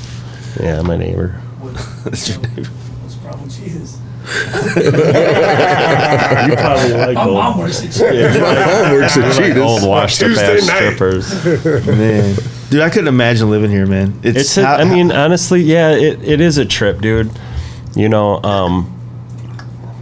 it's a trip, dude. I don't know. But do you come near the fucking strip when there's not stuff going on? Do you like? I don't go down That's the what I strip. figured, yeah. No, I don't go to the strip, but it's just like if you tell people you live in Vegas, you get that like ill or Yeah. for real. You start Like, thinking of I was Carrot Top just now. there, man. I spent 3 days there. I had to get out of there. Well, it's like, yeah, well, I wasn't fucking doing what you were doing for 3 days straight, That's what, rocking yeah. out with spending fucking $8,000, on the strip, Yeah. in 3 days. I'll drink one. And then, but no, it's like I said, dude, I just stay in my shop a lot, and I made my shop nice enough where I don't feel like I have to leave. I don't Yeah. get out of there. Like, it's like, Your shop it's is pretty fine. good. And so, My buddy Adam wants to go see it pretty bad. yeah, we can go over there later. Check it out. Like, I'm probably going to be bringing people from Christians over there. Oh, that'd be cool. Because it's literally right down the road. Yeah. So if Well, I- we have a paint party on Thursday for Iwata, and but I know Adam was wanting to. He didn't know about that. Can he get into that whole Sosa thing, or how's that Yeah, work? I think. Oh, yeah, it's, yeah. it's open to the public, but It's open. I Yeah. got you, buddy. Just forget the address once you've been there. That's Yeah, what he said. it's hard, it's not that hard to find. You just know where it is. It's got a gate. So, Yeah, Christian's one of the most talented motherfuckers. but he's awesome, Oh dude, my man. God. Yeah, he's cool, dude. Ever since I moved here, like, me and him have helped each other out. Helping out a lot, yeah. And then Ryan over at Counts, he's helped me out too. So a lot of the dudes over at Counts, they also came in and helped. Yeah, Ryan's a good dude. Yeah. All those guys, but yeah, I mean, just dude, this place. It's like when you're in LA, you got that LA vibe, and then there's lots of people in that area, bikers, bike builders, things like that, painters, everything. And here, there's kind of a lot, or there's always times where a lot of us are here, so it's like another melting pot. And this is a small town too, Yeah. so this isn't like a big city. People might think it is, but it's not that just big. a small town, dude. Big-ass town, isn't it? It's really not that big, dude. It's not. It's a big ass town out there. Yes, it's a big city. Joe's like, but- there's 400 people in my fucking town. yeah, no shit. All of South Dakota lives in Vegas. I think it's still 400 people too. Yeah. But everybody knows everybody here. Yeah. You know what I mean? It's still not that big. Well, Most of the bike world for the sure. bike yeah. world, yeah. I think it's a good spot. I mean, you're literally like what 5 hours from LA, 5 hours from Phoenix. Yeah. Salt You're, Lake you're City's fucked right going there NorCal too. though. I mean, Well, who Yeah, wants- no, I who don't wants shoot. to go to I fucking don't shoot NorCal? over there much. yeah, there's But- nothing up there. Cut it off at the border. No shit, Rick's up there, dude. Me and him I hung know, out last kicked week, dude, ass. so I want to like me and him became good friends over this weekend. It was dude's That's cool just ass all dude. fake. He just Nah, does that dude, when no fuck one's no, around. dude. We were partying, dude. That shit was fun. Rick's a good dude. So where'd you stay in Galveston when you were there? Just There's a house. We were calling it a hostel and shit, but no, there's a house like 5 minutes from downtown. Mm-hmm. But the Cyclosaurus house was like all the way down the seawall, so it's probably 25 minutes away, Mm-hmm. and that's just 25 minutes away from everything. So I was Yeah. staying with my friend over in this other house, and just a bunch of vendors and shit stay in that house. last year was there's a ferry that goes across to another peninsula, whatever they're called, or sandbar, and it's Crystal Beach, and we had a blast. So there was not a lot of bikers. We were fucking camping on the beach and drinking and bars At what everywhere. month though? Huh? At what At month? Lone Star. Oh, was it? Yeah. See, dude, it was the weather was not for it. It wasn't this. Dude, it was pretty shitty weather. Sunday was the best day, but we had to postpone the ride. We were gonna do the ride Thursday afternoon. It was cold, wet, and rainy and shit. And Heather texted all of us and was like, "So I need a consensus here. Like, who wants to ride tomorrow or this afternoon or tomorrow?" Didn't nobody say shit. I broke the ice. I was like, "Fuck that! I want to ride tomorrow when it's nice out." And then you got those other guys. I think Rick, I'll ride whenever. I was gonna be like, "Shut up, Rick. Nobody's talking to you." But he's like, "I'm down for whatever."